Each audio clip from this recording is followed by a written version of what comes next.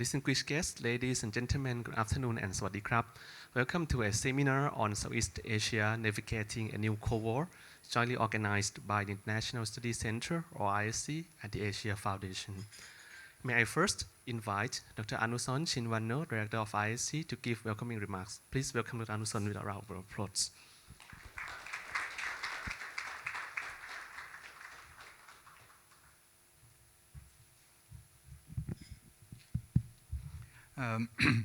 Excellencies, distinguished guests, ladies and gentlemen, it is a privilege and a pleasure for me to welcome all of you to this event. On behalf of the Asia Foundation and the International Studies Center, I would like to express our appreciation to you for your overwhelming interest in today's discussion. And I do say overwhelming, as we had to close the registration before the deadline due to over-demand for attendance. I hope those who cannot attend will be following the proceeding online through the ISC Facebook Live. Today's event will be divided into two parts. First, we will hear the presentation by Mr. Thomas Parks, Thailand country representative of the Asia Foundation, on his recently published book, Southeast Asia's Multipolar Future, Averting a New Cold War, with a question mark, which will be followed by some Q&A. Then we will take a short break.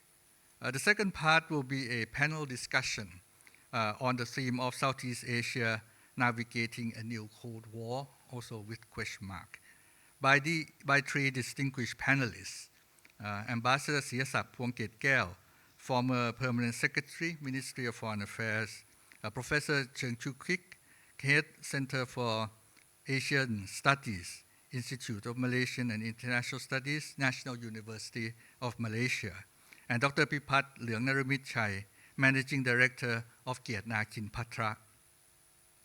They will be looking at the issues from different perspectives of a diplomat, an academic, and a business executive.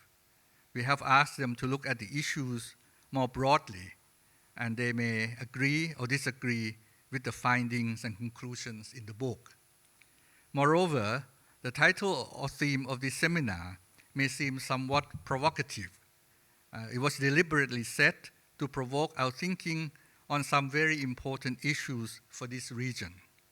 So I would like to take this opportunity to thank Mr. Parks for allowing the ISC to host this event to introduce his book, and to thank our three panelists for making time from their busy schedule to share their views here this afternoon.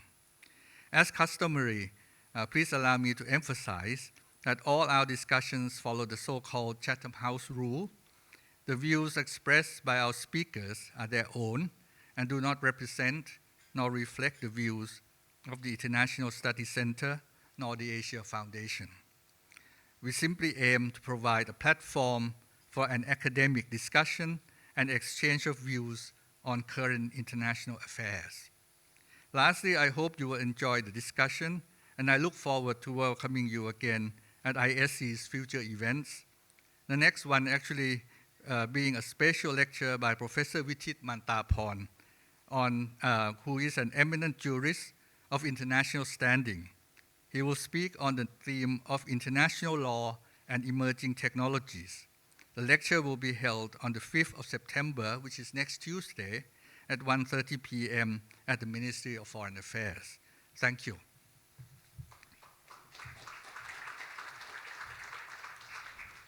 Thank you very much, Dr. Anuson. Next, may I invite Mr. Thomas Parks, Thailand country representative, the Asia Foundation, to introduce his book. Please welcome Mr. Parks with a big round of applause.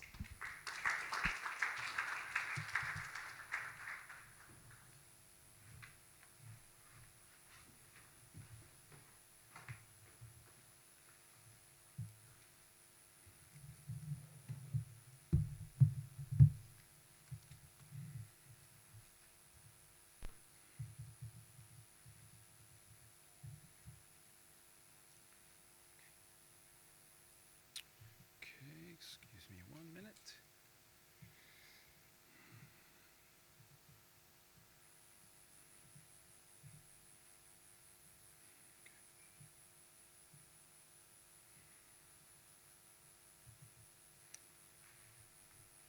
Okay, good afternoon. It's really an honor for me to be here, and I'd like to thank Dr. Anuson and the ISC for co-hosting this discussion today. And it's really an honor to see so many guests and good friends. Thank you for being here today. I must add one additional disclaimer to the one that Dr. Anuson mentioned. The views that I'll express today and the views in my book as well do not necessarily represent those of the Asia Foundation or its trustees. So an important disclaimer to add. Okay. Great, so one thing is certain. Southeast Asia is a region of rapidly growing geopolitical and economic significance. And nearly every major power in the world has a stake in this strategic region. Today, the region has become a heavyweight in its own right. Southeast Asia's combined economy of $3.4 trillion. It is one of the fastest growing economies in the world right now, at roughly 5.5% growth in 2002. And as we know, it also lies at the crossroads of the global economy, with 1/3 of all trade passing through the maritime regions of Southeast Asia. And some countries like China and Japan actually have more than 80% of their energy imports flowing through this region as well. But in many ways, this is nothing new. Southeast Asia has attracted the interest of external powers for centuries. But history has shown that rising strategic importance can also bring significant risk. Many officials and experts, especially those outside of this region, believe that Southeast Asia will be a crucial front line in a new Cold War. And this prospect is extremely alarming to Southeast Asian leaders. For nearly 500 years, from the colonial period through the end of the Cold War in 1991, Southeast Asia was frequently the object of great power competition. And many countries were overwhelmed by much larger and more advanced external forces, leading to loss of sovereignty. To understand this region, it is essential to understand the weight of this history and why Southeast Asian leaders are so determined not to let it repeat. In Washington and other Western capitals, there is a near consensus that Southeast Asia is slipping towards Chinese hegemony, and that this must be stopped through US-led resistance. The article that I'm displaying right here by Josh Kurlansik from the Council on Foreign Relations is one of hundreds of recent articles and op-eds that are keeping score over the relative position of China and the United States.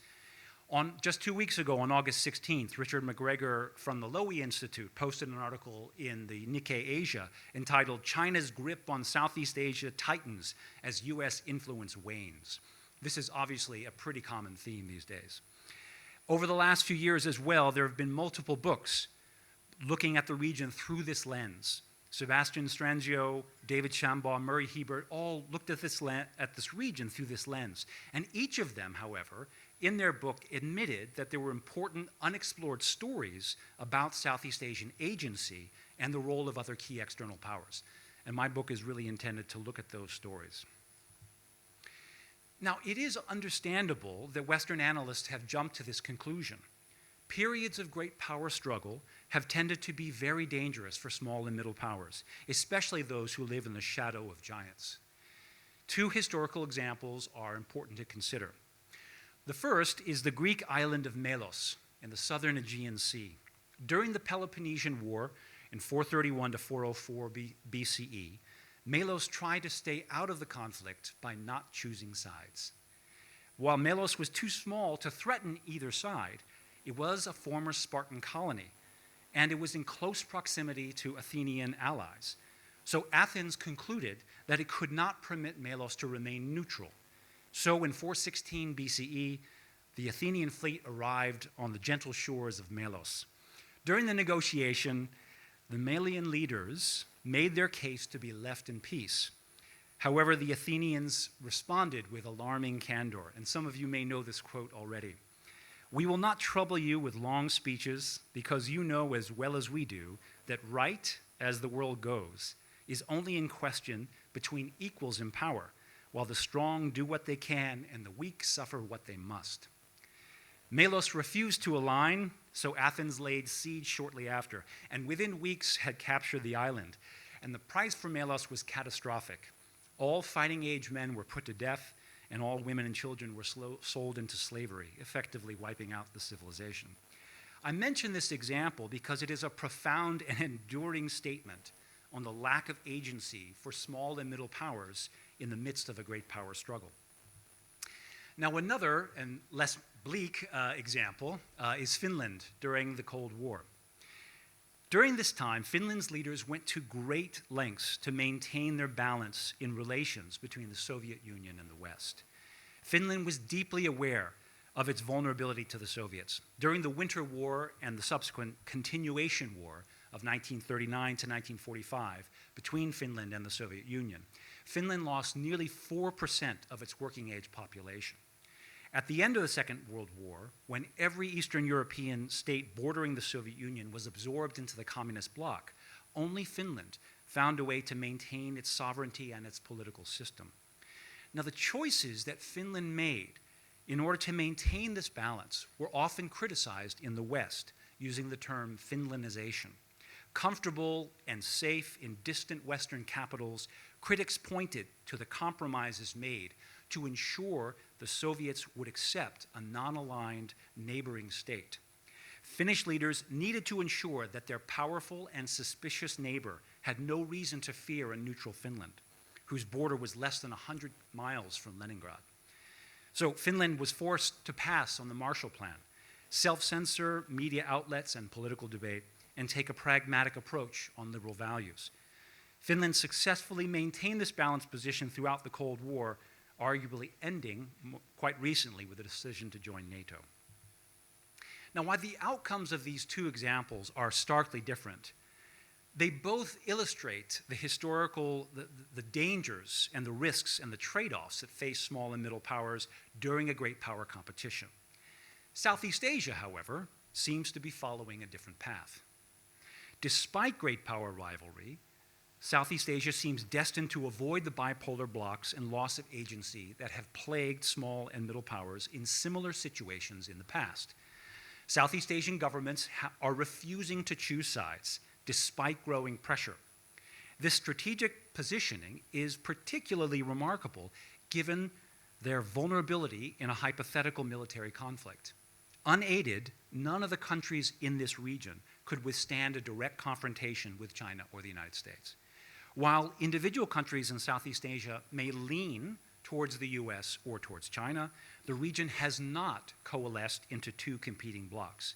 And as we have seen with Myanmar and Philippines, the direction of that lean is subject to change in relatively short periods of time. So how should we look at Southeast Asia today? If you look through the binary lens of US-China competition, you are likely to see a region that is gradually moving towards China. As long as China continues to grow in wealth and power, how can Southeast Asia resist its gravitational pull? This leads many analysts to conclude that, that only with US alignment can the region prevent Chinese domination. This lens has become the easy mainstream assumption of many analysts and officials who presume that Southeast Asia has no agency to respond to Chinese pressure and no alternatives. They see a struggle between democracy and authoritarianism with echoes of the Cold War. But if you see Southeast Asia through the lens of multipolarity, as I will argue today, you see a very, very different picture. This lens reveals a region that is diversifying its partners and deftly hedging between the great powers. You see a region that is growing in power and wealth because it is welcoming powers and external partners, regardless of the nature of their political ideology or their cultural heritage. And you see a region that is shaping its own future in its own time and in its own way. And it's natural to be optimistic about the future of Southeast Asia. So today I'm not going to talk too much about theoretical aspects of the book. However, there is one topic that I really think is important to cover. I think the regional order that we're looking at could probably be more accurately described as asymmetric multipolarity. Now, China and the United States are by far the largest powers in terms of economic scale and hard power. And there is a clear imbalance in bilateral relations with countries in the region. But unlike the Cold War, when there were two great powers and many small states, today's Asia has many countries in the middle. the region has a diverse array of capable states with robust economies that are rapidly growing.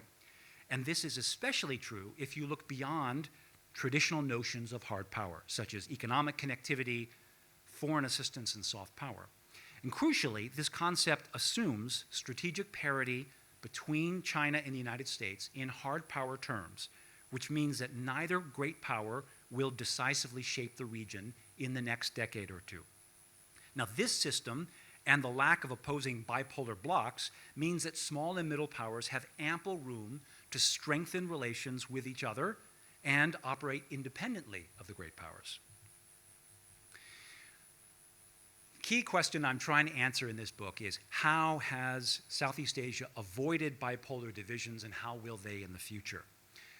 Basically, I rest the argument on two core concepts. The first is that countries in this region have a surprising level of agency, much more than would be expected if they were within the hegemonic orbit of a great power. This takes three forms, and I'll talk about these in a minute.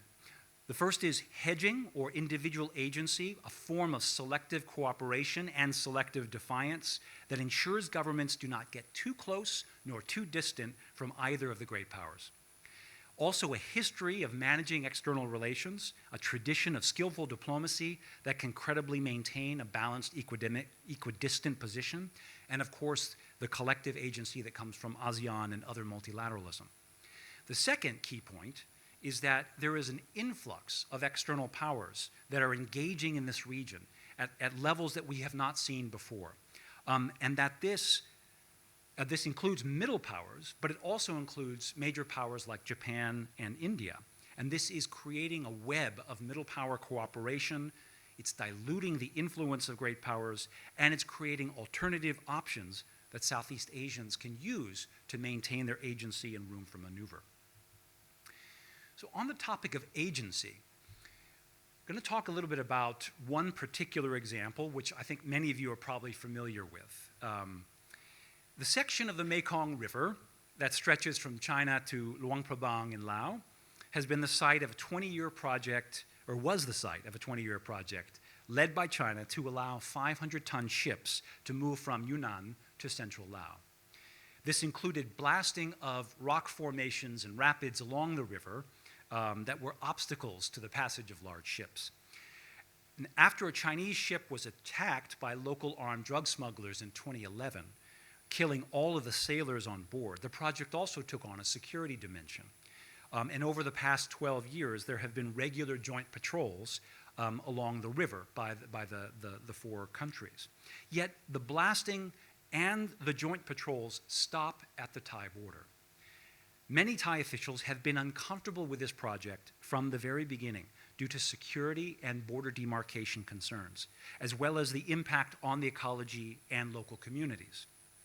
The project was delayed and delayed by 8 separate Thai governments, both military and civilian-led governments, and local advocacy as well helped to resist Chinese pressure. Finally, it was canceled in 2020. Remarkably, Thailand has paid no obvious price for 2 decades of obstructing a major Chinese initiative. Now, there are several other examples that I could go into, but due to lack of time, I'm not going to go into each of them, but obviously the book does cover them. In summary, I would argue that great powers actually find Southeast Asia a pretty frustrating place. As Southeast Asia seeks to balance great powers and remain unaligned, they must necessarily frustrate each great power some of the time. And this is evidence, in fact, that Southeast Asian diplomacy is working as planned. On the topic, the second area around diversification, there's actually a long and storied history of Southeast Asia diversifying its partners, starting with, of course, Siam. Beginning in the mid-14th century, there was a major shift in Southeast Asia. As the inland insular kingdoms such as Angkor and Pakan went into decline, a new group of kingdoms began to emerge. These new power centers were located along the coasts or short trips upriver, like Ayutthaya. They thrived on trade and became highly cosmopolitan centers with foreign residents and foreign delegations in large numbers and in growing influence. The map of Ayutthaya that you see here from 1695 illustrates the presence of foreign delegations, and you can see many of those same settlements still today. But while this opening brought tremendous prosperity, it also brought risk. While Siam thrived in this new environment, other centers, particularly Malacca, were overrun by more powerful European colonial powers. After Malacca was captured by the Portuguese in 1511, the city-state, along eventually with other Malay kingdoms, endured 450 years of colonial rule. When similarly threatened, however, Siam quickly diversified its foreign partners, signing new trade agreements and treaties with other European powers, with Japan, with China, so that all of these external powers had an interest in keeping Ayutthaya an open destination, not under the control of any single trading power. And it worked. Siam was never colonized. This history is the origin of the Thai instinct today to avoid alignment with great powers. Since the Cold War, this approach really has been adopted by nearly every other Southeast Asian country as well, even if some may be in a better position to pursue the strategy than others. But it doesn't take much effort to look into the history of each of the Southeast Asian major kingdoms to see evidence of this kind of diversification as well. I'm going to also very briefly talk on the notion of hedging, which draws heavily on the work of Dr. Kuik Cheng-Chwee, who we'll hear from later. The key elements of hedging are really that governments often are not insisting on not choosing sides, are simultaneously cooperating and resisting in their relationships with great powers with the intention of maintaining a mixed relationship and as well diversifying partners at the same time. Now, it's important to note that hedging is not an overt strategy in most countries in the region. In many cases, it's actually an equilibrium or a pattern of engagement as different parts of government actually compete with each other around foreign policy. There are also different schools of thought on hedging. Some look at it as only focused on security, whereas others will look at it through the broader array of state power or influence. This book uses the broader model, which doesn't look just at security and hard power, but also looks at soft power and influence, and I'll mention some of those in a minute. Okay. So basically, how will we know if Southeast Asia is sliding towards bipolar blocks or moving in the direction of multipolarity, as I argue? I would say that there are a couple of key indicators that we should keep in mind. The first is, do we see hard evidence that China or the US is expanding their leverage and influence across Southeast Asia at the expense of the other? But second, and very importantly, are the great powers crowding out other external powers? And are Southeast Asian countries making permanent strategic alignment decisions on either of the great powers?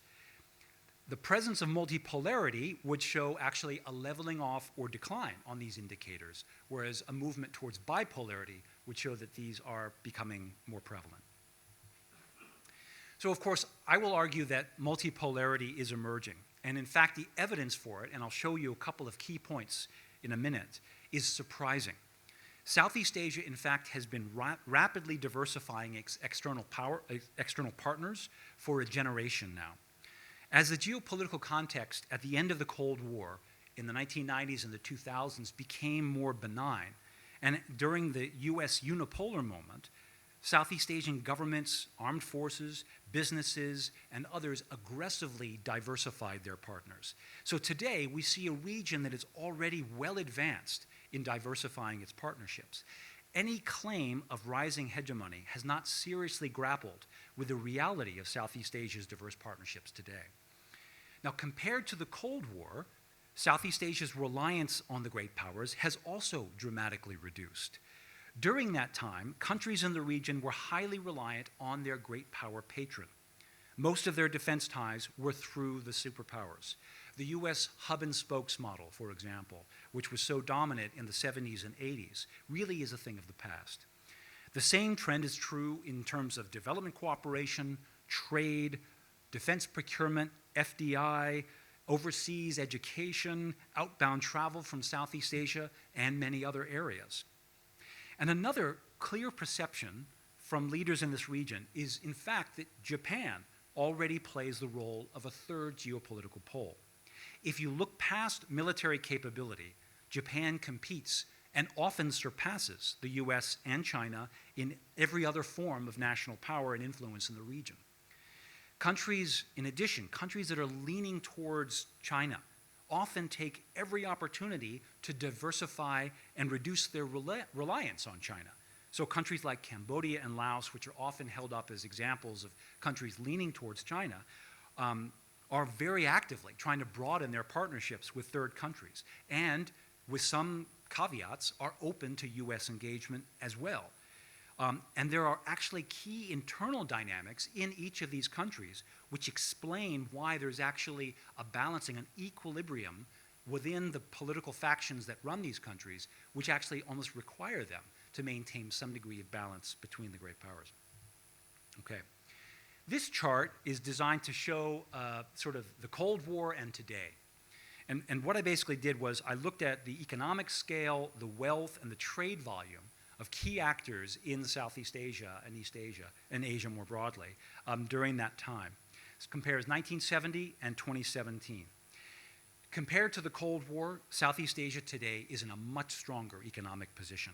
In 1967 and 1970, that period, the combined economy of all Southeast Asian countries was less than 3% of the US economy, and only 1% of the world economy. But by 2017, it was approaching 15% of the US economy and 4% of the global economy. Half of ASEAN member states today are either upper middle income countries or high income countries. And so you see a dramatic economic transformation in this region. In terms of infrastructure assistance, this has actually been a centerpiece, of course, of China's outreach into this region for more than a decade now. Yet Japan consistently has been the largest provider of infrastructure assistance in Southeast Asia. The BRI is not quite the juggernaut that was once predicted. Countries like Thailand, for example, are acting with caution and only accepting Chinese assistance on their own terms. And in response to the BRI, many other external powers, not just the US, but various other external powers, are providing more infrastructure assistance and piling into the region, expanding options for Southeast Asian governments. We've also seen a dramatic decline in foreign development assistance in the region, and it's the dependence on foreign development assistance. Indonesia in the 1960s, the contribution of foreign aid to Indonesia's gross national income was 4.3% in the 1960s. Today, it's less than 0.01%. So dramatic transformation in terms of the reliance on foreign countries for its own economic growth. And there's also been a dramatic diversification of development assistance. Today, 23 different European governments provide ODA to this region. Now, trade is often an area that is held up as the clear strong point for Chinese influence in this region. But it's also very frequently overblown and falls far short of hegemonic levels. Growth of China's share of ASEAN trade certainly rose dramatically until 2017, but then leveled off in the 3 years before the pandemic. This data comes from the ASEAN Secretariat, by the way. China's share of ASEAN exports is even less impressive, peaking at 14% in 2017, where it also plateaued for several years. China is well below historic peaks of Japan and the US in terms of their percentage of overall ASEAN trade, and doesn't seem to be moving in that direction. And the oft-claimed assertion that China is the largest trading partner of every Southeast Asian country simply isn't true. In fact, China is the largest export destination for only 4 ASEAN member states. Laos' largest export market is Thailand. Cambodia's is the US. And only 6% of Cambodian exports actually go to China. On foreign direct investment, you see a very similar picture. Chinese FDI peaked in 2017 at 11% and then declined for 3 years running, falling to 5% in 2019. From 1995 to 2019, the amount of foreign direct investment from other ASEAN countries into the rest of ASEAN was 4 times that, the amount from China. As you can see here from the chart, the European Union and Japan have been the largest sources of FDI for decades. Under a bipolar, this is looking at defense cooperation. And sorry, just one or two more of these slides to give you a sense of the data that shows that this is already a multipolar region.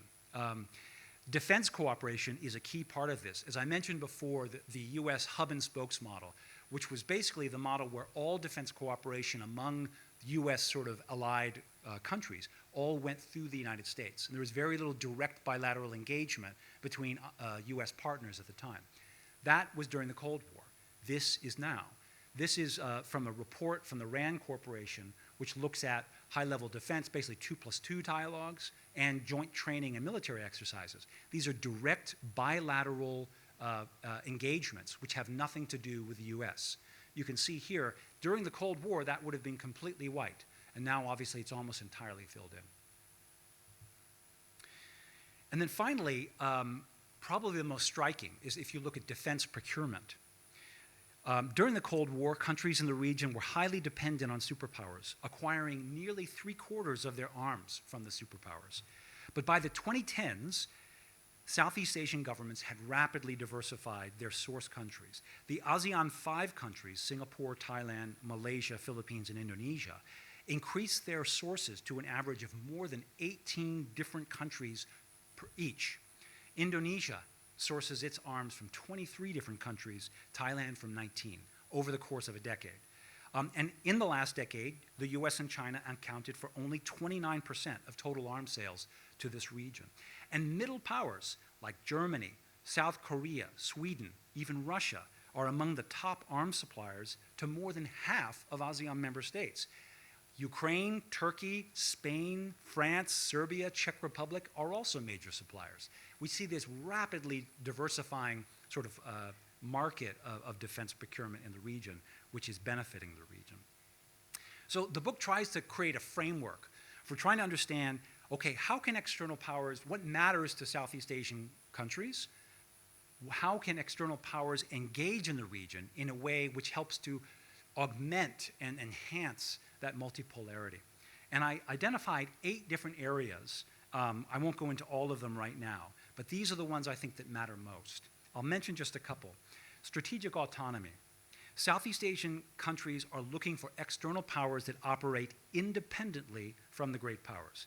Superpower alliances are not necessarily an asset in Southeast Asia, but they also need not constrain middle powers like Australia or other powers like even Japan if they have space to act autonomously as they engage in Southeast Asia. And I'll go through some examples of that later. I'm going to talk a bit more about reasonable balance on values. That's mostly about the challenges around promoting democracy and human rights in this region. Enduring interest is another important one, and this is obviously a real challenge for the United States. There are a few external powers engaging in this region that have consistently put a high priority on Southeast Asia, often due to close geographic proximity, extensive supply chain integration, or vulnerability to maritime trade disruption. These countries, like Japan, like India, like Australia, like South Korea, they fundamentally have more at stake, and they're more consistently engaged, and they commit more of their diplomatic attention to Southeast Asia compared to other farther afield powers.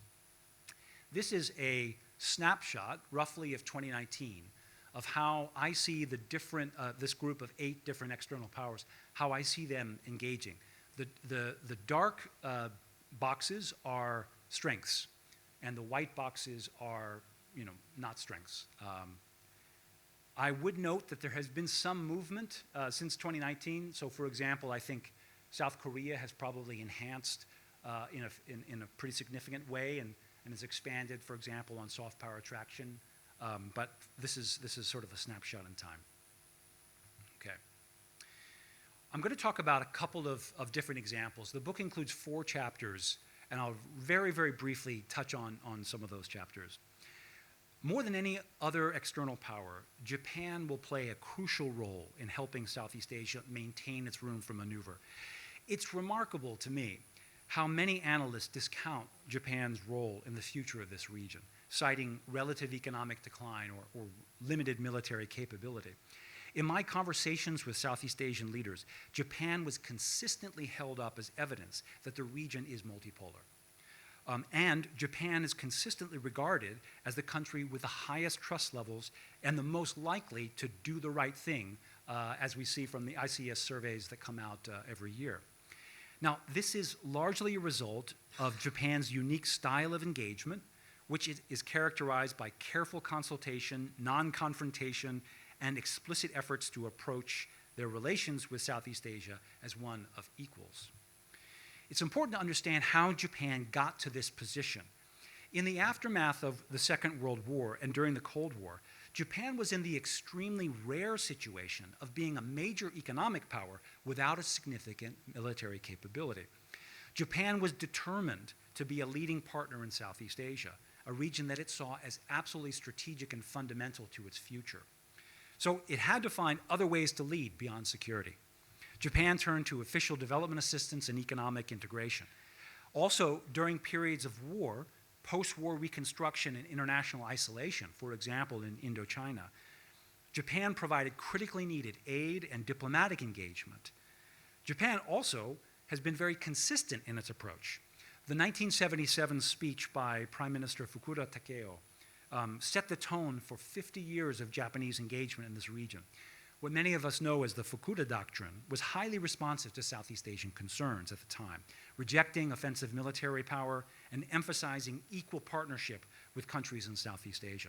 And after the Plaza Accords in 1985, Japan began integrating their economy into Southeast Asia in a very significant way, driving the economic transformation of this region. Japanese ODA historically has been highly concentrated in Southeast Asia, more so than any other major donor. This chart shows the percentage of Japan's global ODA is official development assistance, by the way, global aid spend that was focused on Southeast Asia compared to the OECD average, all the other major donors. You can see here that Japan consistently spends more than double of all the other donors combined in terms of its concentration of its aid in this region. Japan, much of this history of development assistance is actually not well known. Even here in Bangkok, there are 17 bridges over the Chao Phraya River here in the Bangkok area. 14 of those were built either by the Japanese or with Japanese support. And of course, Japan played a major role in the building of both major international airports as well. Japan is the largest provider of infrastructure assistance in Southeast Asia for decades now. In 2019 is one example. Japan had more than $100 billion more than China in infrastructure spend in Southeast Asia and 15% more projects. The second example I'd like to talk about is Australia. Australia is an important example of a middle power that benefits from and helps to support an open, non-aligned, multipolar Southeast Asia. Despite being a relatively small economic actor with only 2 to 3% of trade and foreign direct investment in the region, Australia has gravitated to a position at the center of Southeast Asian geopolitics. In 2021, Australia became ASEAN's first comprehensive strategic partner, followed by China the next day. Now, there are two competing visions for Australian engagement in this region that many of you may be familiar with as well. For most of modern history, Australia relied on its distant, like-minded, and culturally similar allies for security, or what Prime Minister Robert Menzies once called Australia's great and powerful friends. With a much smaller population and economy than other major ASEAN powers, and particularly after the experience of the Second World War, Australia relied on the United Kingdom and then later on the United States for its security alliance. But the other vision of Australian security and engagement in this region was articulated by former Prime Minister Paul Keating in the 1990s as a system of finding Australia's security in and not from Asia. Now, this vision focused on the need to embed Australia within a system of security cooperation in Southeast Asia and the Pacific with small and middle powers in the region. And before 2013, there really was no trade-offs between these two visions. Australia could do both at the same time. Yet, in today's geopolitical context, Australia finds itself in a bit of a balancing act. Australia's security is intimately entangled with Southeast Asia, yet it is also enmeshed in the US security alliance network. It's deepening its partnership quite actively right now with the United States, yet it's also trying to simultaneously build credibility and build trust with Southeast Asian governments and leaders that it will not become a threat. Now, in my view, Australia's influence in this region, which I think is growing significantly, hinges on its reputation as a responsive, pragmatic middle power. Similar to Japan, and despite AUKUS, Australia is not seen as threatening or overbearing in this region. And Australia's approach and its patterns of engagement here in the region are perceived by Southeast Asian counterparts as subtly distinct from the US engagement in the region, particularly in official contacts in diplomacy and development. Now, that obviously changes at different times, but arguably, Australia is simply more pragmatic in this region.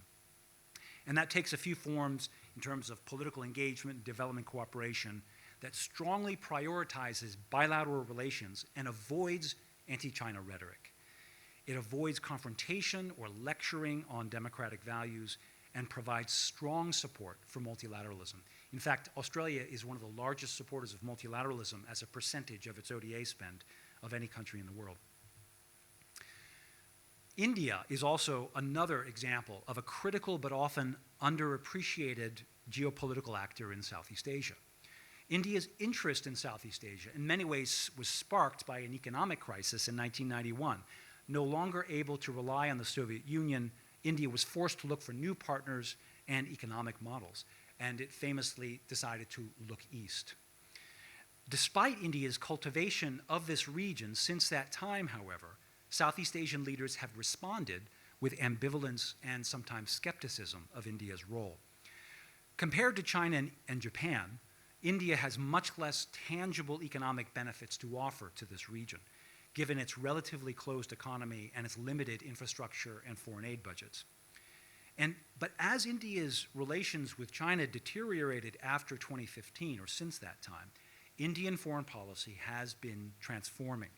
India is now increasingly concerned, for example, about Chinese presence in the Indian Ocean, forcing it to focus on becoming a more pragmatic maritime power and improving its relations with the smaller littoral states of South Asia.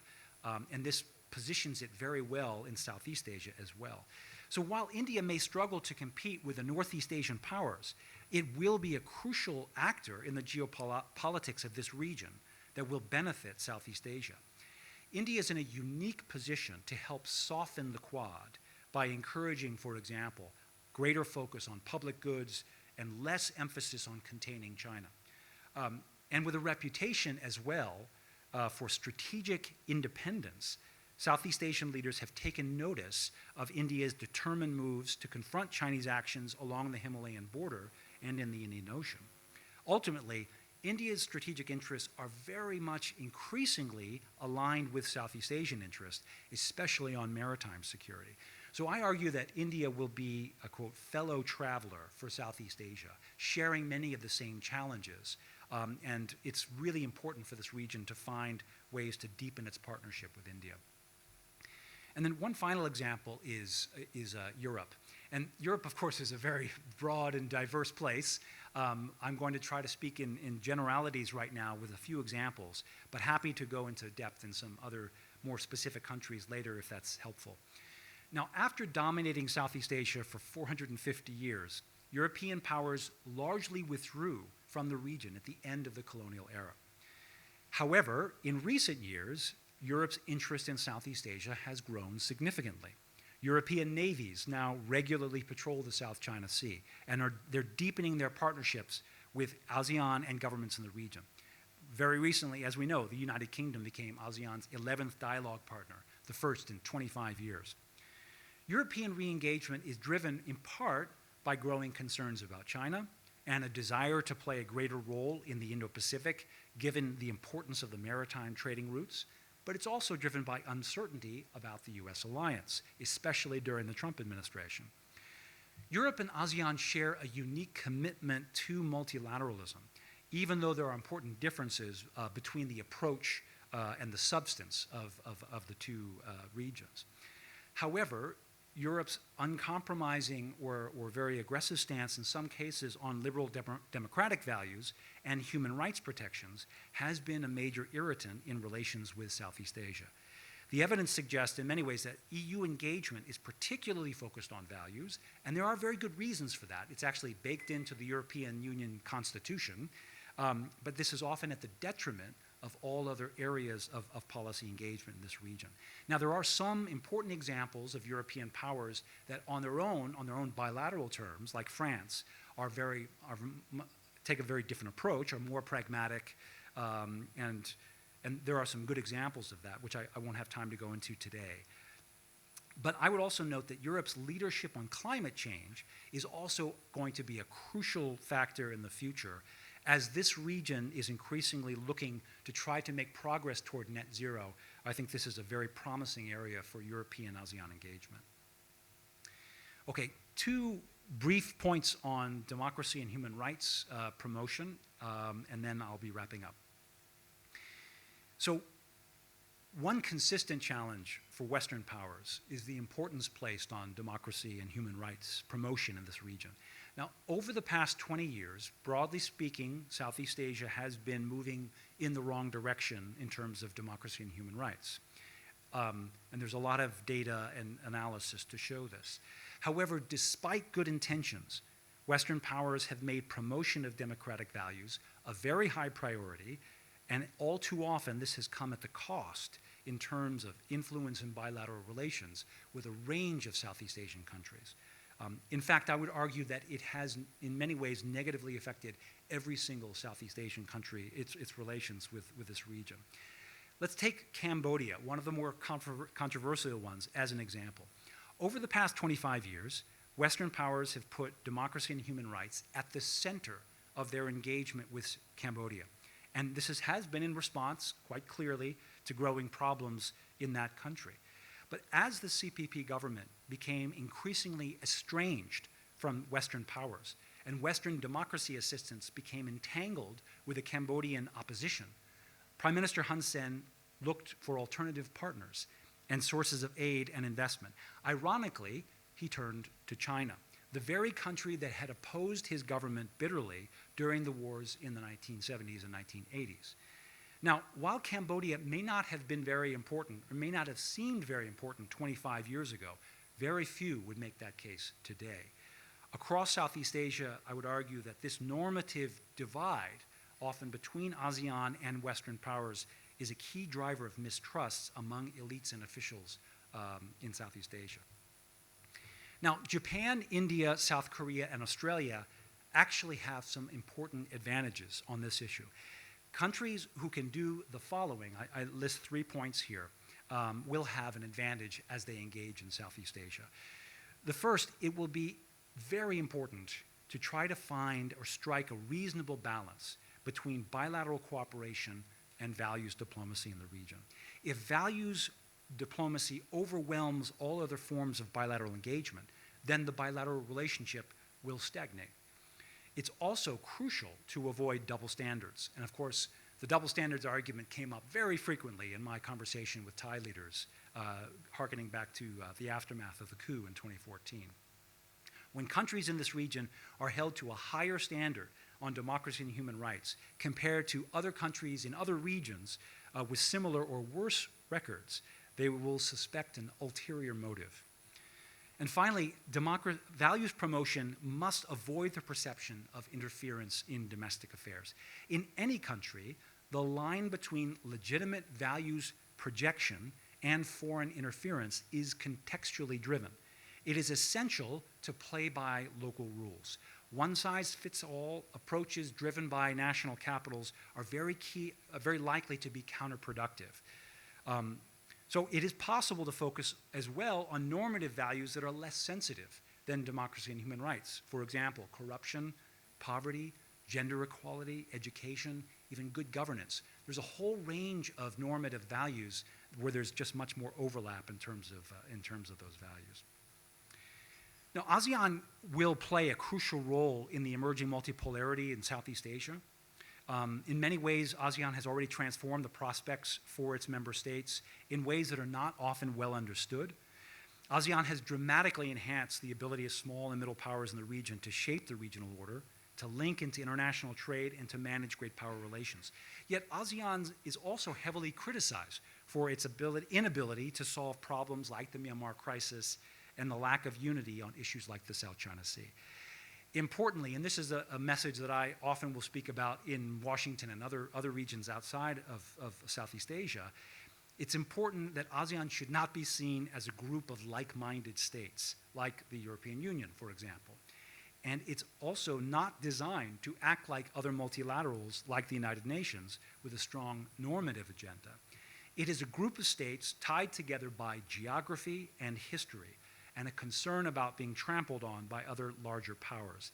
And given the broad, incredibly diverse spectrum of regime types in this region, it's natural that they would have difficulty reaching agreement on some key strategic issues.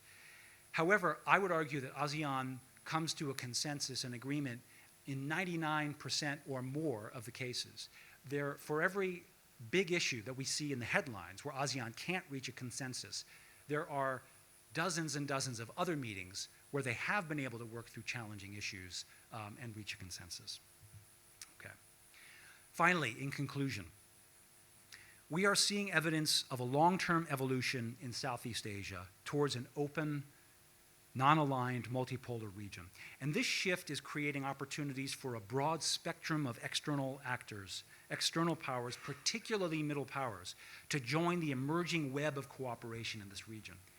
The regional order will endure, I would argue, because of a confluence of interests between external key powers. First, Southeast Asian states, of course, are intent on keeping this emerging system. They're also keen on keeping the US engaged to maintain the balance of power in the region. They're deepening their partnership and economic integration with China at the same time, and preserving their own freedom to engage with a broad set of partners. External middle powers, as well as Japan and India, have a very strong interest in ensuring that they have long-term access and the ability to engage in Southeast Asia. And that means that they have a direct strategic interest to prevent this region from being dominated by a single external power. The US, I would argue, increasingly is open to its allies playing a greater leadership role in this region. And it's aware of the long-term constraints of US influence in this region. Now, the US, I would argue, is changing in important ways right now that will lead it to embrace a multipolar Southeast Asia, despite the rhetoric in Washington.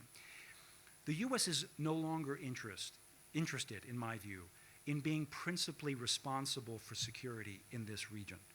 There is also quiet acknowledgement that US power will be unable to shape the region on its own. Certainly, this is the message coming out of the Biden administration. And if a multipolar Southeast Asia ensures that no single country dominates this region, in my view, I think that will be enough for Washington. And China, of course, China recognizes the costs of forcing alignment in Southeast Asia. Beyond maritime claims, China shows very little intention of threatening the security of Southeast Asian countries. If Southeast Asia stays on its current track, it's very likely that China will act with restraint in this region. Thank you very much for your attention. My apologies for going a bit long. I look forward to your reactions after we're done during the break, and at the very end of the session, we have a couple of copies of the hardcover edition outside in the lobby. Or you can also go use this QR code to find the book if you're interested. Thank you very much.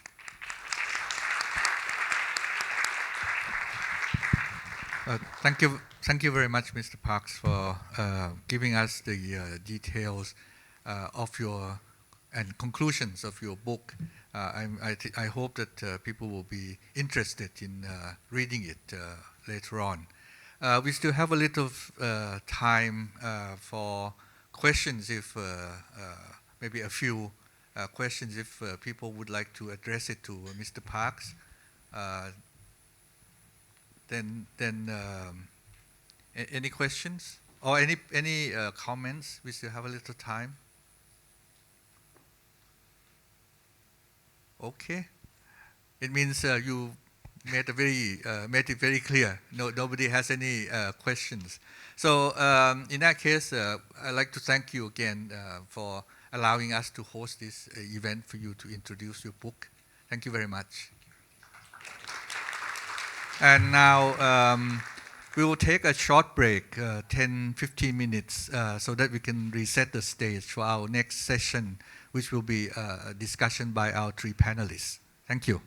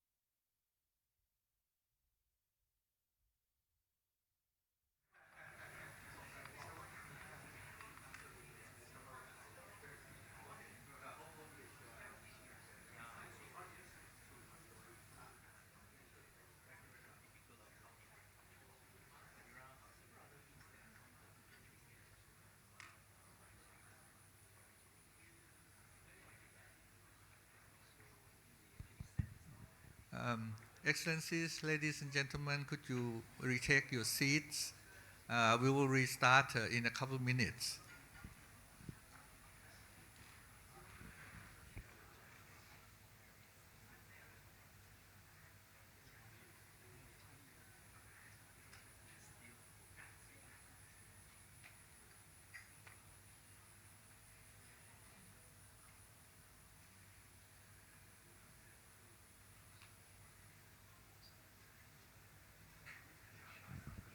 Okay, I think we will restart our seminar. We will start the second session, which will be a seminar on the panel discussion on the subject of Southeast Asia navigating a new Cold War, as I said, with question mark. Can I request the speakers, panelists, to join me on stage, please?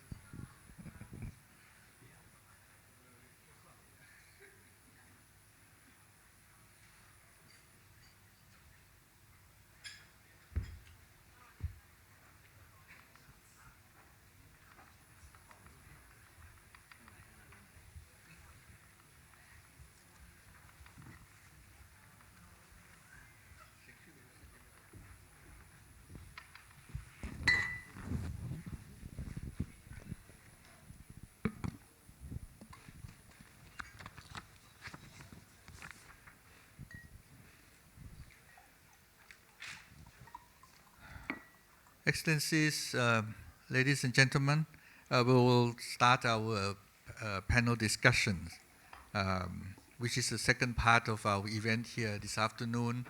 I won't spend a lot of time making introduction of our panelists. I think they're quite well known, and their current designation are shown on the backdrop.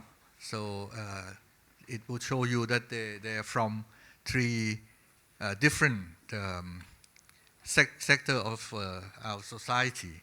A former diplomat, a well-known academic from Malaysia, and also a business executive here in Thailand. So we will start our discussion on the topic of Southeast Asia navigating a new Cold War with the question mark. And I will start with Ambassador Sihasak. I will ask him whether he thinks that a new Cold War, if there is, how do we navigate it? If there isn't, then that's good news. And if there isn't, then how does he see the development of geopolitics and how that will influence the direction, maybe, of cooperation in Southeast Asia? Please, Ambassador Sihasak, you can start. Thank you, Ambassador Anuson, and good afternoon to all of you. Being a retired diplomat, I hope that I could be very frank and very candid with you today. Of course, you asked me whether we have a new Cold War brewing or not.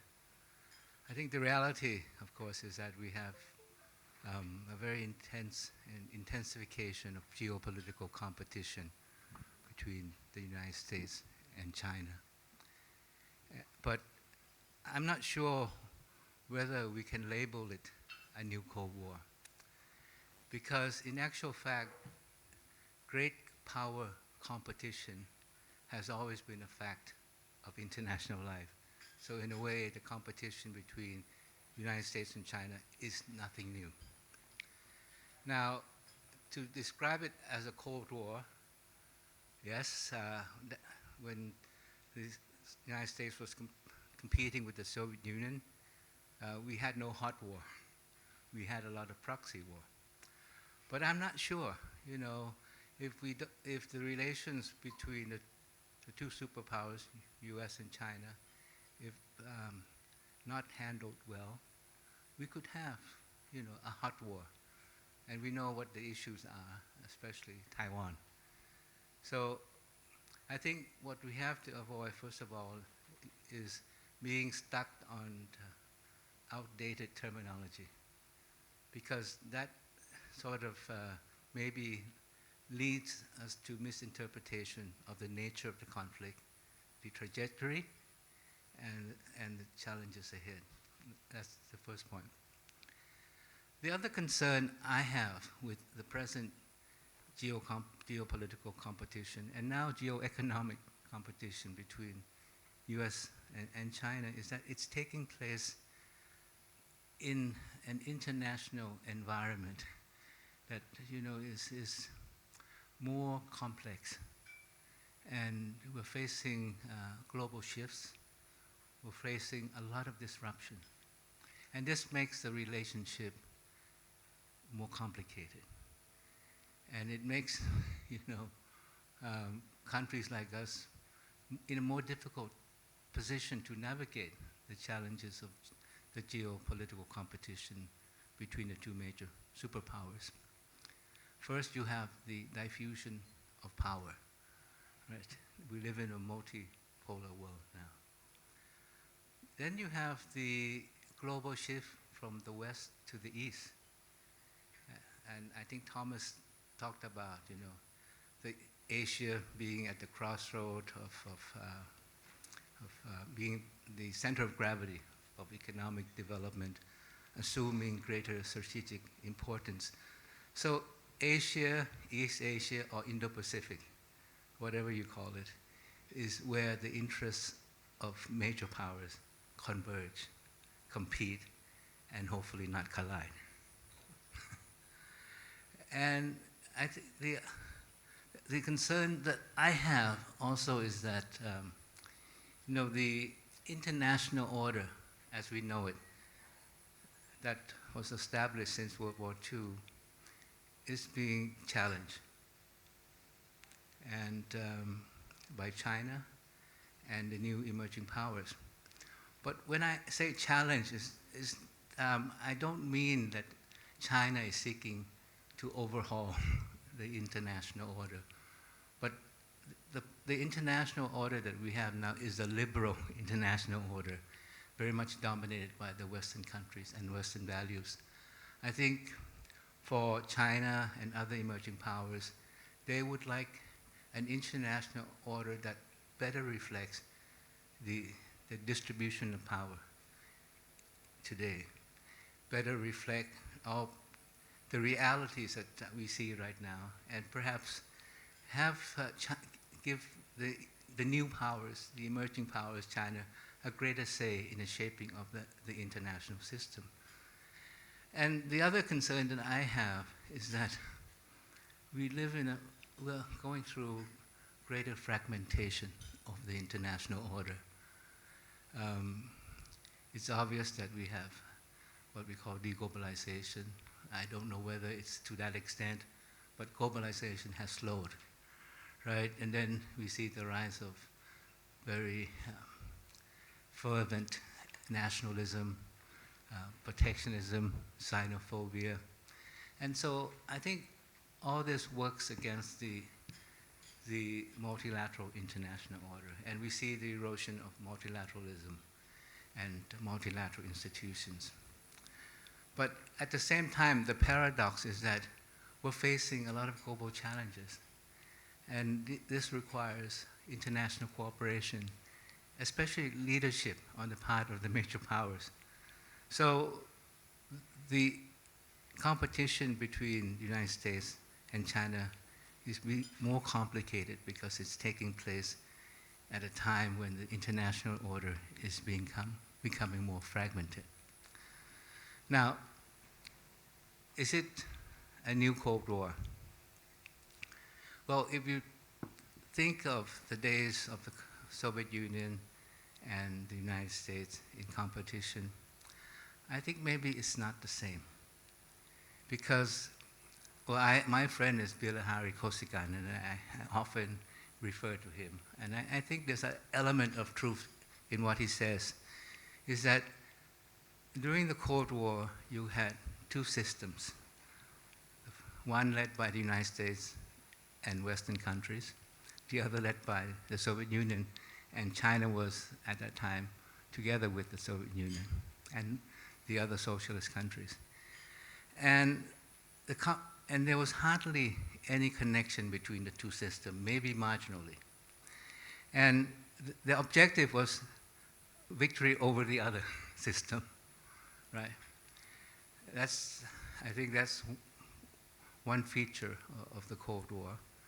Second is that the Soviet Union was a formidable power, but it's nowhere near as formidable as China is right now. The Soviet Union had political power, its sphere of influence, it had military power, but economically it was very weak. It faced a lot of internal problems. And when Gorbachev came in with perestroika and glasnost, this eventually led to the collapse of the Soviet Union on its own. And so I think it's difficult, to compare what's happening now with the Cold War at that time. And so right now, the competition between the United States and China has all the semblance of a Cold War. We have from engagement, we've moved to confrontation, and in fact, it's become very adversarial. We've talked about decoupling, now de-risking. And also, there is this element of containment. If you look at the structure that the United States is setting up now, the Quad, AUKUS, I think, if you look back to the days of the Cold War, obviously the structure that's being created is, meant to contain or deter China. So, and the other concern that I have is that this rhetoric of the world being divided into democracies and authoritarian regime, because I don't think the world can be easily fit into those two categories, right? Where does Thailand lie? Where does Singapore? Where the other countries? But the truth is that the competition between China and US is competition in the same system. China has benefited from the global economy, right?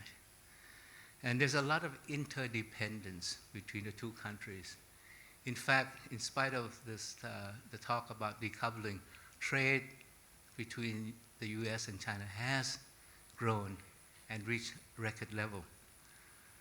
But I think what we have to be mindful is that the competition between China and the United States is not because of any particular issues. It's structural. You have a rising power, and you have the established power. And according to the theory of Thucydides, I'm sorry, a difficult word, but are they going to clash? Right? Because the past record shows that there's when you have a rising and established power, they've gone to war many, many times in the past.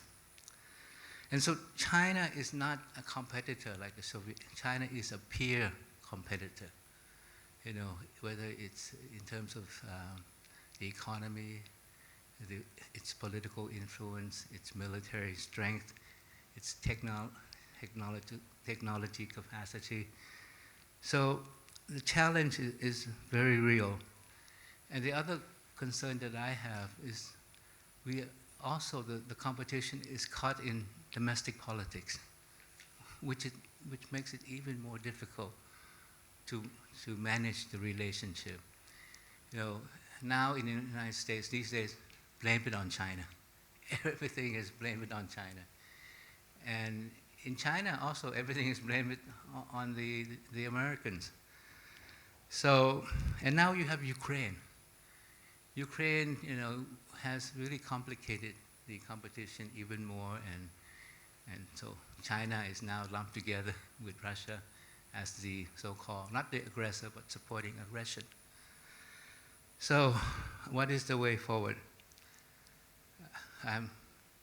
But the other concern that I didn't mention is Taiwan. Because if Taiwan is not handled carefully, this could lead to hostility and maybe war between the two countries. So it's not simply a Cold War, but it has the potential to be a hot war. But I'm always, being a diplomat, I'm always, hopeful, and I have a lot of optimism that in the end, rationality will prevail, and diplomacy will prevail. And I think for both countries, the realities are sinking in now.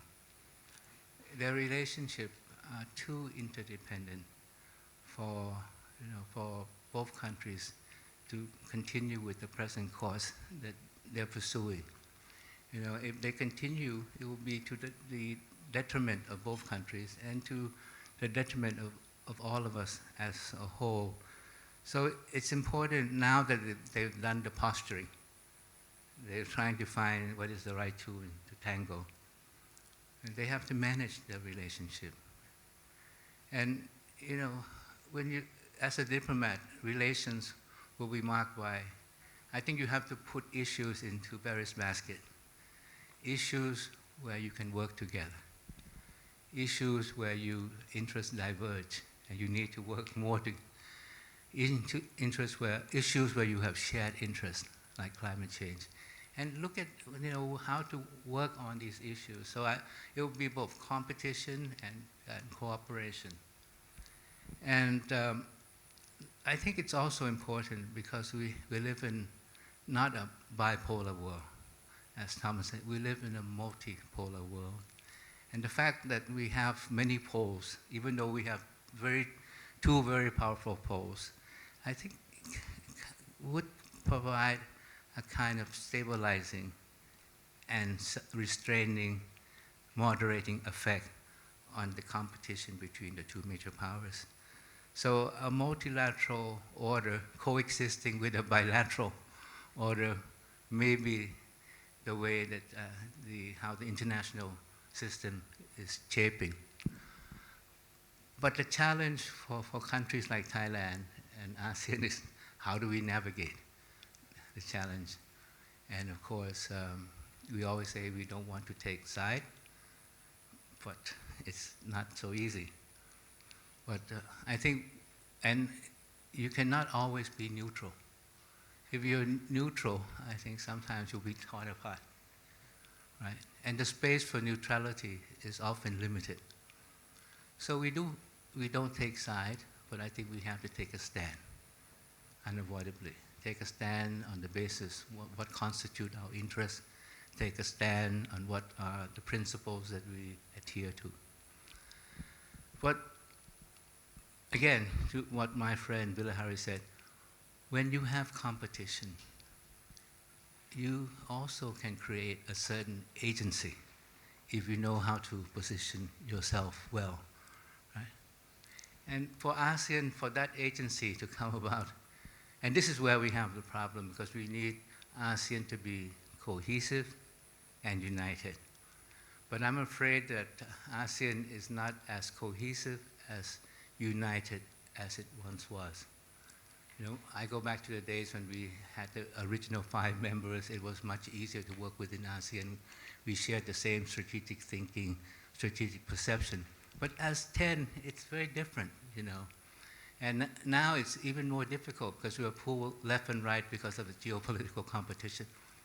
But if we're going to achieve this cohesion and unity and relevance and centrality, I think one key is we have to think about national and regional interests as going together.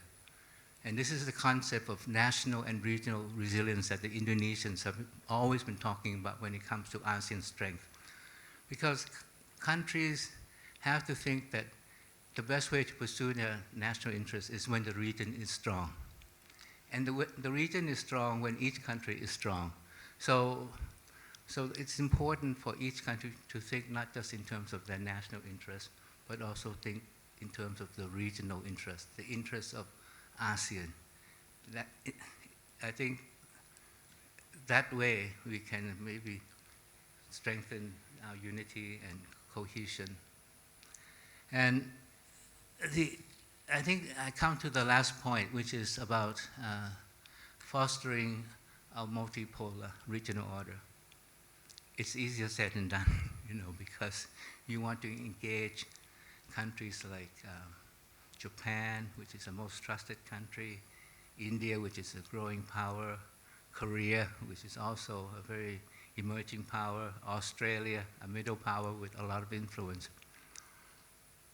Yes, a multilateral order gives us room to maneuver. It ensures a certain degree of strategic autonomy for us because, there are many poles. We're not playing one against the other, but I think it gives us a greater freedom. But if we're going to be able to engage the other powers, they have to see the importance of ASEAN.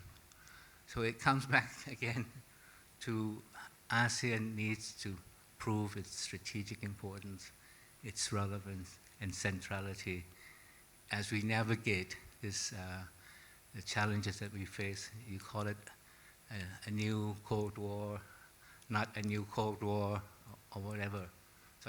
So these are my thoughts at the beginning. Thank you. Thank you very much, Ambassador Sihasak, for kicking off our discussion. I think the point about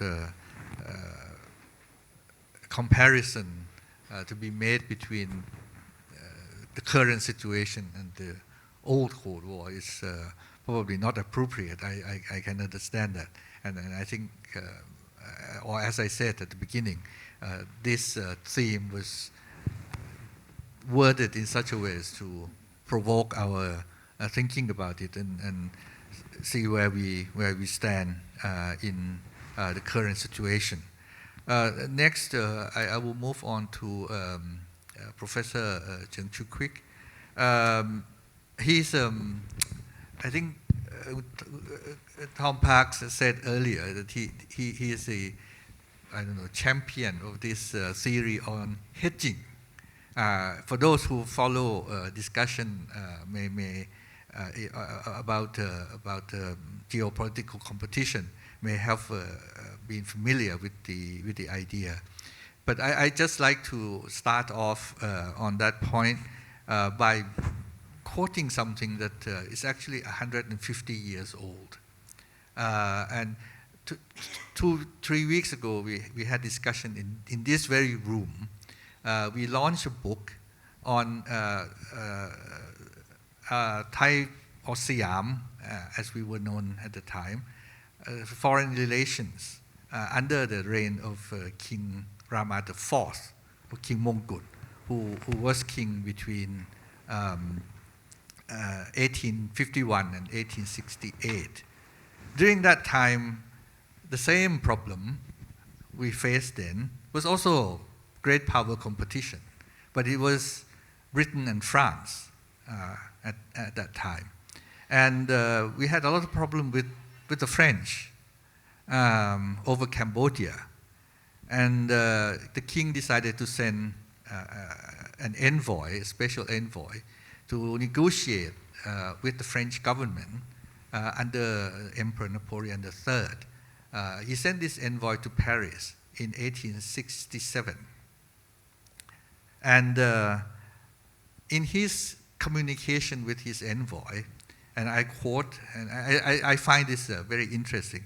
He said in his letter that, and I quote, should we give ourselves up to the crocodile, or should we swim out to sea to lean on the whale? That was a very famous quote. And he also continued, and he said, what I say here applies not only to the present, but also to the time of our children and grandchildren. So he of course, he made a prediction that is still true today, 150 years later. So with that in mind, my question is, well, I'm not identifying who's a crocodile, who's a whale, but should we give ourselves up to the crocodile, or should we swim out to sea to be with the whale?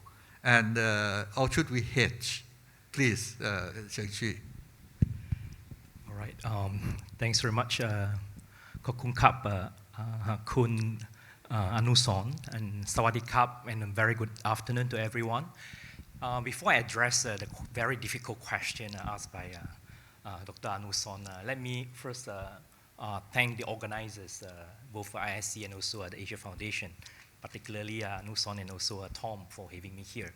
Such a pleasure to join this group of distinguished panelists.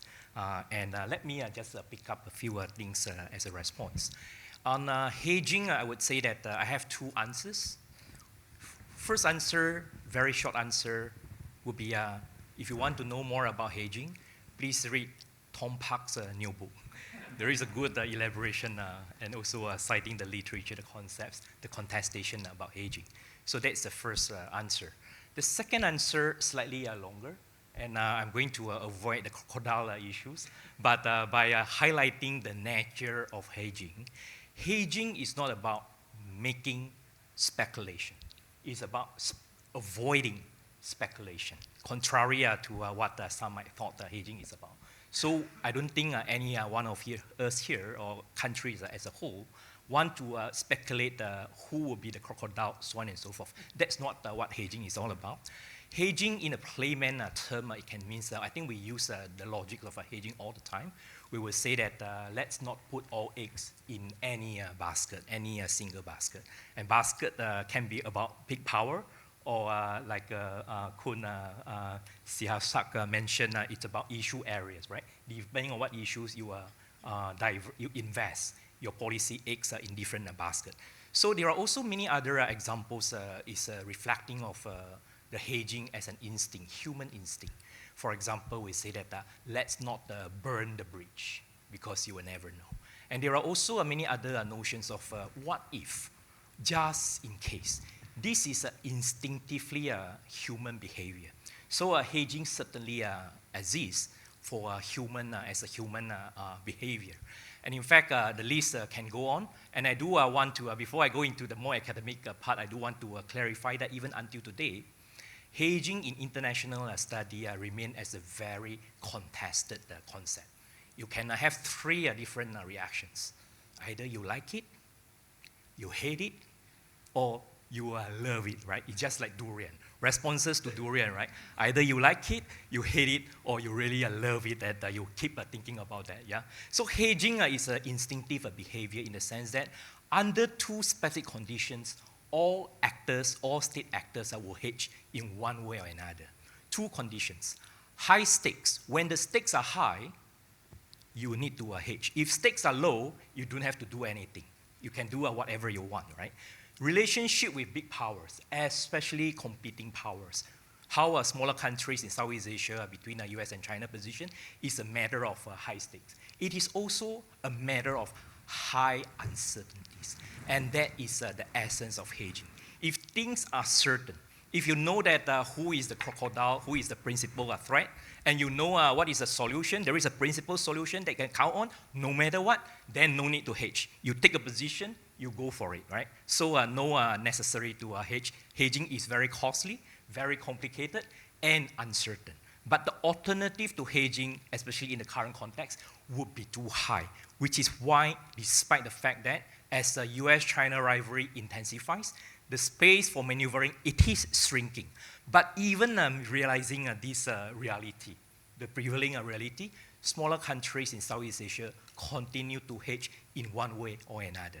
Again, what are the kind of indicators? I think Tom, during his excellent presentation and also a book, has illustrated a number of indicators. Me as an academic, let me highlight three indicators that when you see them, not just one, but all three, you know that some country is hedging. Even though, bearing in mind that hedging as a policy, hedging is a policy without pronouncement. You do not see and hear hedging telling the whole world that, hey, I'm hedging, right? They would defeat the purposes, right? They would defeat the purposes. So hedging means that you just do it, and you just do it, but if certain action or combination of actions reflect these three defining attributes, you know someone is hedging, whether or not they whatever they say openly, right? Number one, hedging, as I made clear earlier on, is fundamentally about impartial neutrality, non-alignment, but it is not passive neutrality. Hedging, first and foremost, is about active form of neutrality. Active neutrality is the first defining elements. I think Tom early on also highlighted about he used the word agency to implies to capture the active element of it. Active neutrality. So this is very different from historical non-alignment or movement and so on and so forth, because if you declare passively, reactively, that is not hedging. Hedging has to be active neutrality. Second element, if you just active neutrality, that's not enough.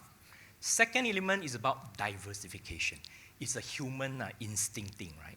Human instinct do not want to put all eggs in anyone's basket because you will never know what will happen, right? Today's principal threat might become secondary, and today's friends might become tomorrow's problem, so on and so forth. We do know leaders come and go, intention change, relationship evolve. You would never know. We know from history. So diversification in both economic and strategic military aspect are human instinct. But you do not just diversify. Hedging means inclusive diversification. If you are just diversifying within one camp, rather than all camps, especially competing camps, that is not hedging, right? Hedging means that as you upgrade relationship with one side, one power, make sure that you do it inclusively. The moment you stop doing that, inclusive diversification, you are no longer hedging. So let me repeat the two essential elements. Active neutrality, inclusive diversification, and thirdly, hedging is not just about middle position between US and China. That is part of it, yes. More importantly, hedging is about opposite position. Opposite position in what ways? You need to offset. You need to offset that because of if you just keep moving into one direction, you get some benefits, yes, but you also expose yourself to larger risks. And therefore, it is necessary to do some strategic offset. Strategic offset, prudent offsets will be the third and also the final elements of strategic hedging in one way or another. You see many, many examples, right? For example, Vietnam. On the one hand, has upgraded a defense partnership with the United States and also some like-minded countries strategically, quote unquote, but at the same time, offset that by a party-to-party political channels, right? After 20th Party Congress, which foreign leader was the first to visit Beijing to say hi to Xi Jinping, Vietnamese leader? Indonesia under Jokowi, take a very firm position on Natuna, South China Sea issue. Jokowi make it a point to have a series of military exercises, make it a point he will be there to tell the domestic and external audience that we are not soft on China when it comes to territory and sovereignty issue. But at the same time, offset that through multiple pragmatic, developmental, and also people-to-people, party-to-party, not party-to-party, leader-to-leader interactions. Few weeks after the military exercises, you saw and you read reports that Indonesia and China are having a very high level, right, senior ministers meetings on 2+2 arrangement, right, strategic and also economics. The examples can go on and on and on, yeah. So fundamentally, let me sum up. These actions, contradictory, inclusive diversification, and active neutrality are just part and parcel of human nature to hedge because things are uncertain. Things are uncertain because, and this is not about anti-China, not about anti-US. It's just doing our job. As an academic from Southeast Asia, we would have in mind and highlight that countries in Southeast Asia, sensitive about power domination, we will have a series of what if in mind. What if China become more assertive and aggressive? What if United States reduce the commitment over the region? And this element was there even before Trump. Now there are also concern about Trump, the return of Trump and Trumpism, right? You cannot blame how smaller countries think. Fundamentally, it's your own survival. And it is not just about China's possible aggressiveness, not just about US possible retreat or reduction of commitment. It is also the nature of US-China rivalry might escalate into military confrontation, and we in Southeast Asia will be among the first to be entrapped. You really want to be entrapped? I don't think that's instinctively a kind of rational actors. Fundamentally, it's not just about traditional security, military security issue. There are also non-traditional security issue, also economic crisis.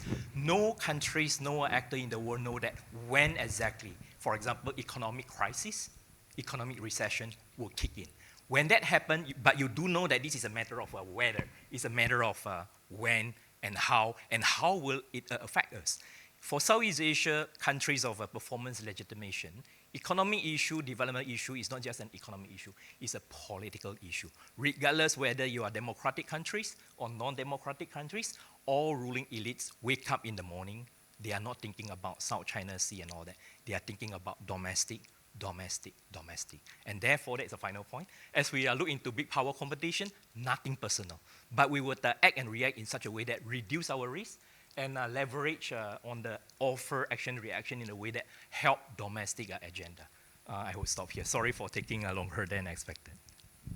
No, not that at all long. The interesting point, I think, which we will come back, because it ties in with another idea that is a big question in the region that we discussed earlier, is a question of agency, which I will come back.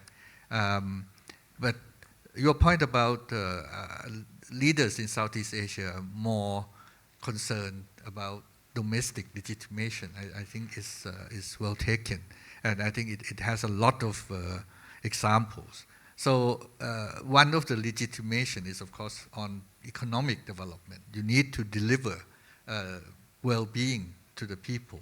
And the big power competition has produced some anxiety over that because of issue like that's been talked about, like decoupling, de-risking, and so on and so forth. So I would like to turn to our third speaker, Dr. Pipat, to share with us how is this question is looked at from the perspective of the private sector, of the business sector. How do you think that will affect the well-being of the region and how we should navigate it? Please. Thank you very much, and thank you, the organizer, for inviting me to share my thoughts on this. I'm economist by training, so I feel a bit like one odd man's out here, but it's very always interesting. And as the financial market economist as well, I actually have a very lots of sympathy about your concept of hedging and everything about like the financial hedging, which require a lot of elements that you just described.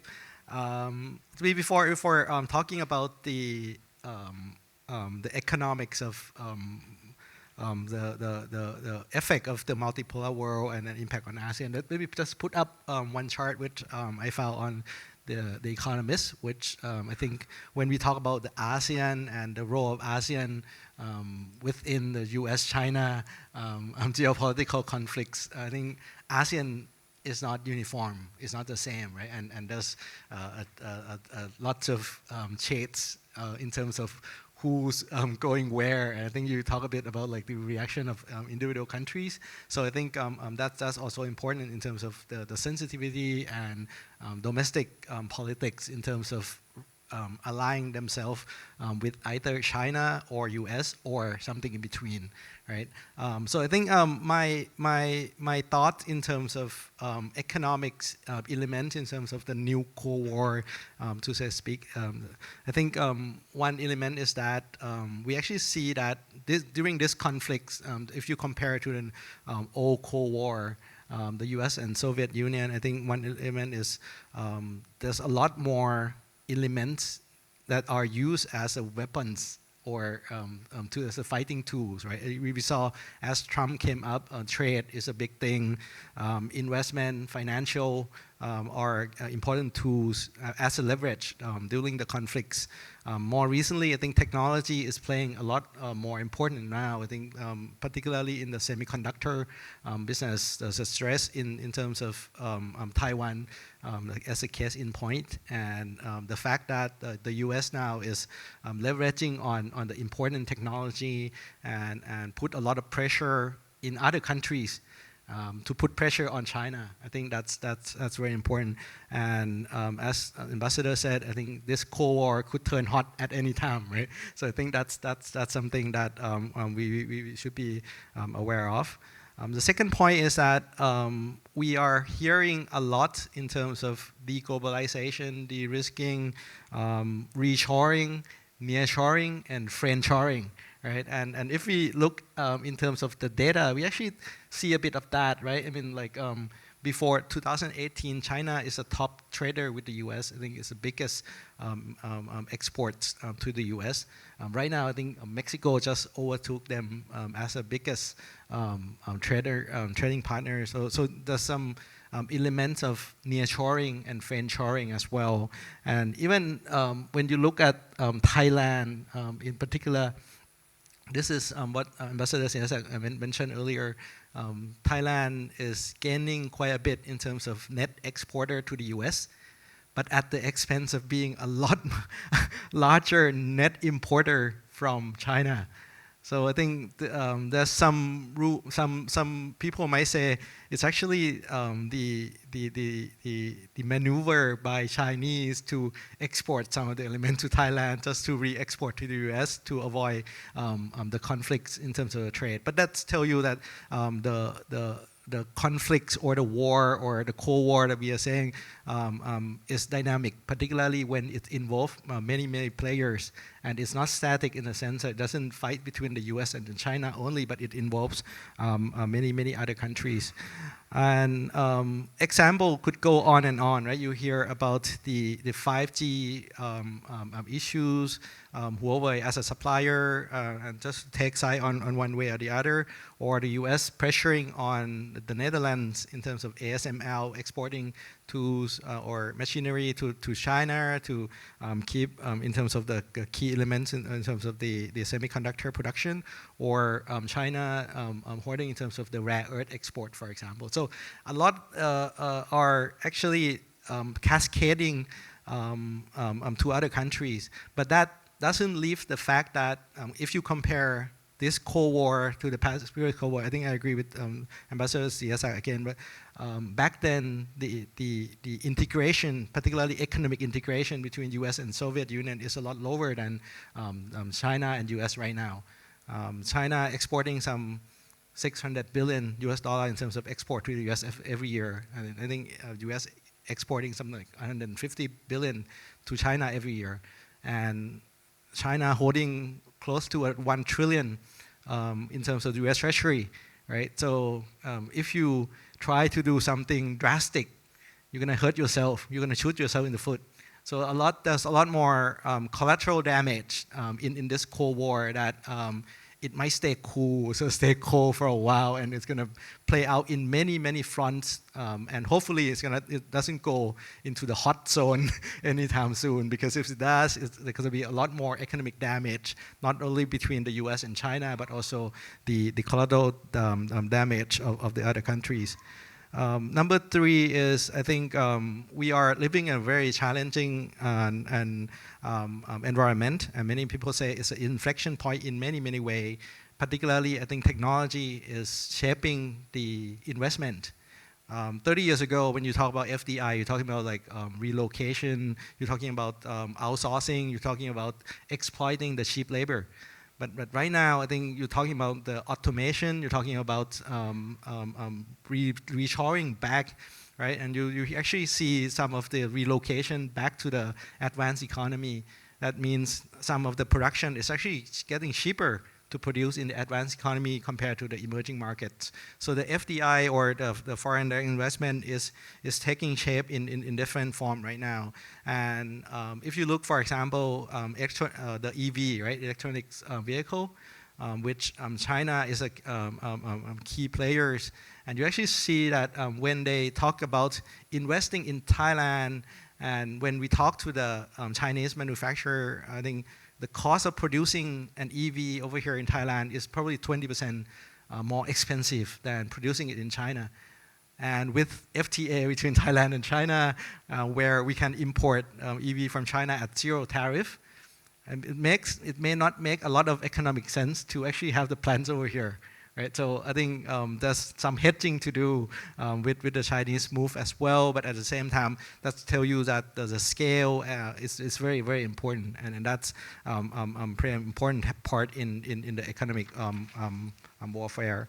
So I think the key implication to ASEAN, a couple of points. Number one, as we are one of the key players as well in the conflict or the war between China and the US, I think there's some part that we could stand to benefit, right? And I mentioned about the import from China into Thailand and re-export to the US. Many people mention the case like solar panel, where when the US put a tariff sanction on China, we actually see that the export of solar panel from Thailand to the US actually tripled over the past few years. And that's quite suspicious, right? And I think President Biden actually have to issue the executive order to exempt the tariff on Thai export and the export from Malaysia, Cambodia, and Vietnam, and so forth. So I think there's some relocation or investment that could benefit the region. And also at the same time, this chart might actually represent the dumping of the products from China, which cannot be export or can export or subject to higher tariff going to the US as well.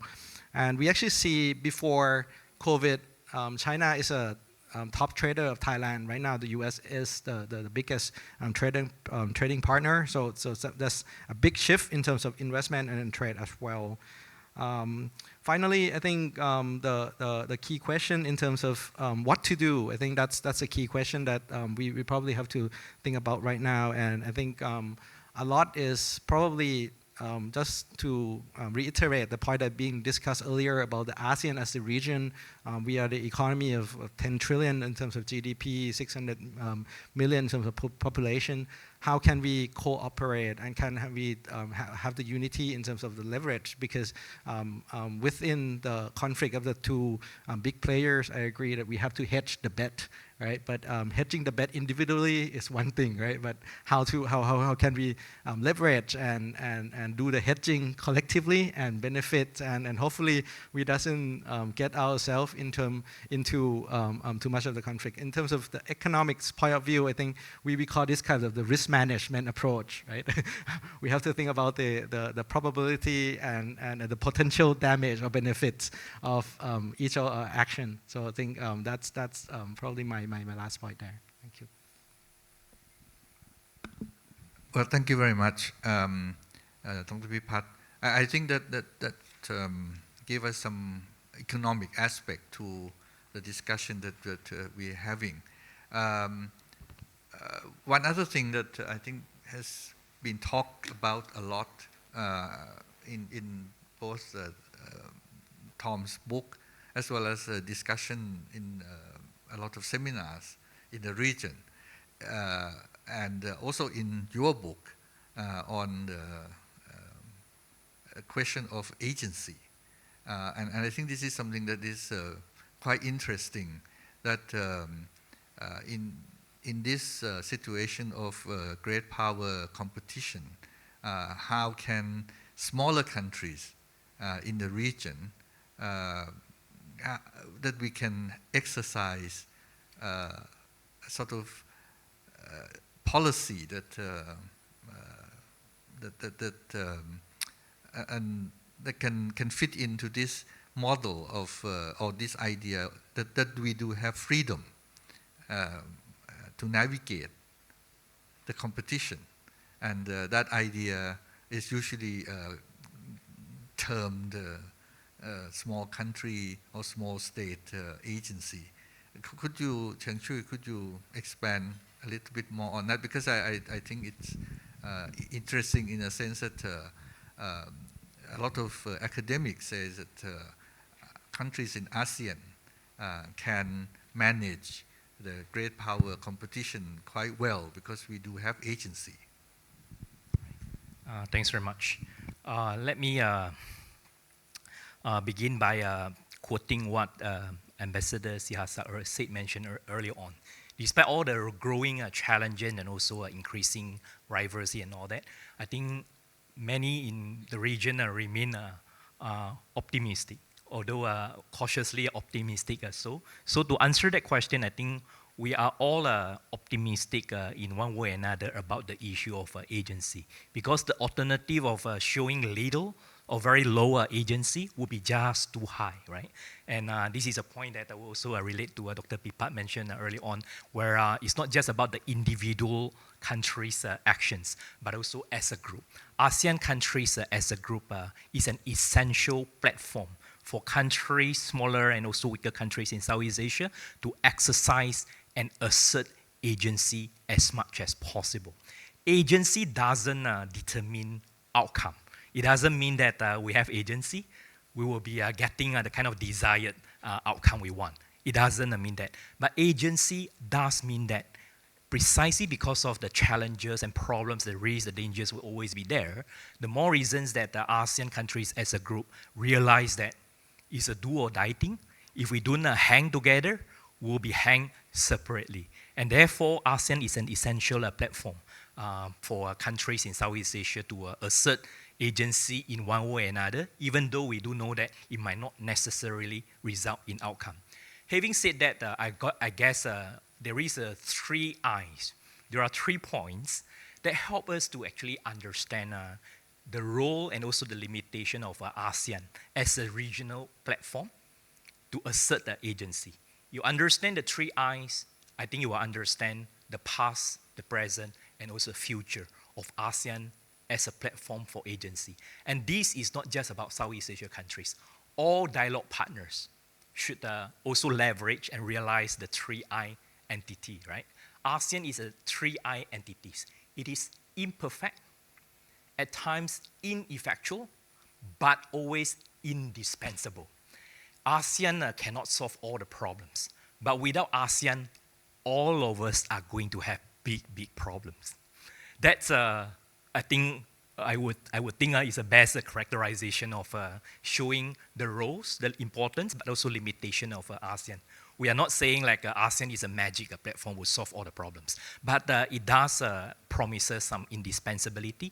Without ASEAN, for example, the intra-ASEAN problems within Southeast Asia will become much bigger. I'm from Malaysia. We understand, we remember confrontasi in 1960s. In fact, that was the main reason why ASEAN was established in 1967 to prevent confrontation like conflict involving 2 or more Southeast Asian countries. Here we are in Thailand, right? We also understand that Thailand and Cambodia, for example, have our own bilateral issue. So we in Southeast Asia realize that, to solve, to manage the big power problems, in fact, that is not the only problem. Within Southeast Asia, within the region, it does a part of the reality, right? And ASEAN, it's indispensable in managing that kind of intra-ASEAN problem. They will not go away, but with ASEAN, it does help to manage. ASEAN is also indispensable in providing a platform, things that Tom elaborated a lot, providing a platform where all the competing powers can come to interact, having a dialogue. It's not just about avoiding a conflict and all that. It's in the process also create cooperation, right? One good example will be RCEP, Regional Comprehensive Economic Partnership, involving 15 countries. And that's a clear evidence to support that when ASEAN is indispensable, it is not just indispensable for ASEAN countries, also indispensable for the willing partners out there.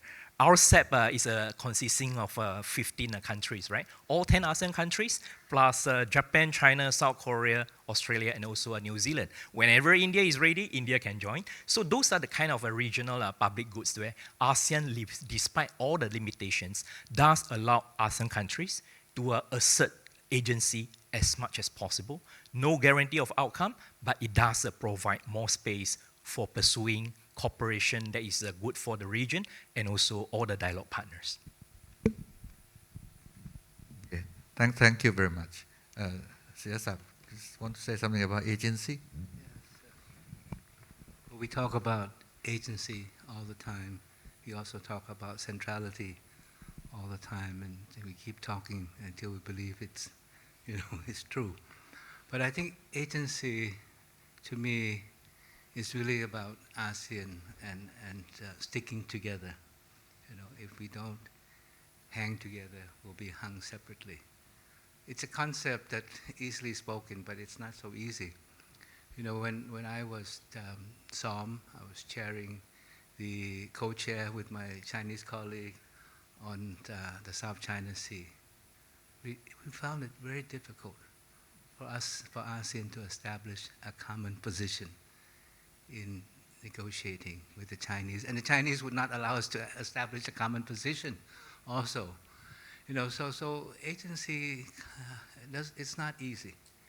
How do we establish common position, in spite, because we have different perceptions on what constitute our national interest, regional interest. But I think what is important is that in the midst of the geopolitical competition between the two major powers, we should be clear-eyed about the strategy of the two major powers and not be captured by the strategy of the two powers, and not be a pawn in the broader game of geopolitics. So with China, I think we have to be very clear that we have to live with China. There is no way that we can, afford to have, go against China or, have hostile relations with China. We have to live with China. But I recall to this day what my Vietnamese colleague said about China. He told me, and I think this applies to all the ASEAN countries, and this is nothing detrimental about China. It's the reality of dealing with major powers. He told me that anybody who aspires to be a leader of Vietnam has to be able to do two things: to live with China and to stand up to China. So I think this is, what we have to, all of us have to think about that. We need to live with China. We have to benefit from China's rise. But at the same time, we have to manage the vulnerabilities that come with China's rise. Second, I think we need we need the United States. We need the engagement of the United States to provide the kind of balance of power that is needed in the region.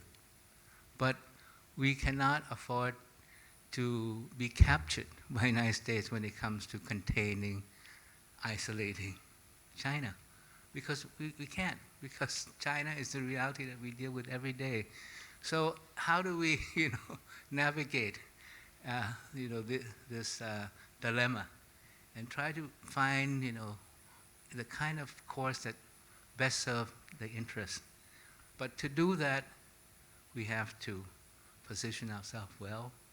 We have to work together. We have to think about national and regional interests in order that we have greater resilience. So that's the additional comments that I have on this idea of agency. Thank you. Okay, thank you very much. And I think now we still have about 15, 20 minutes or so. So I'd like to open it to our colleagues, from the floor, whether you would like to put some questions to our panelists, or you would like to make some comments or share your thoughts. You are most welcome. Please raise your hand and someone will pass you the microphone.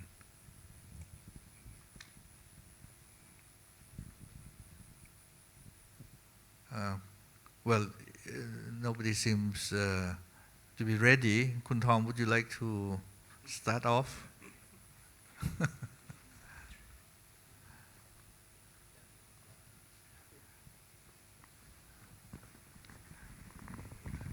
Ambassador Pradap.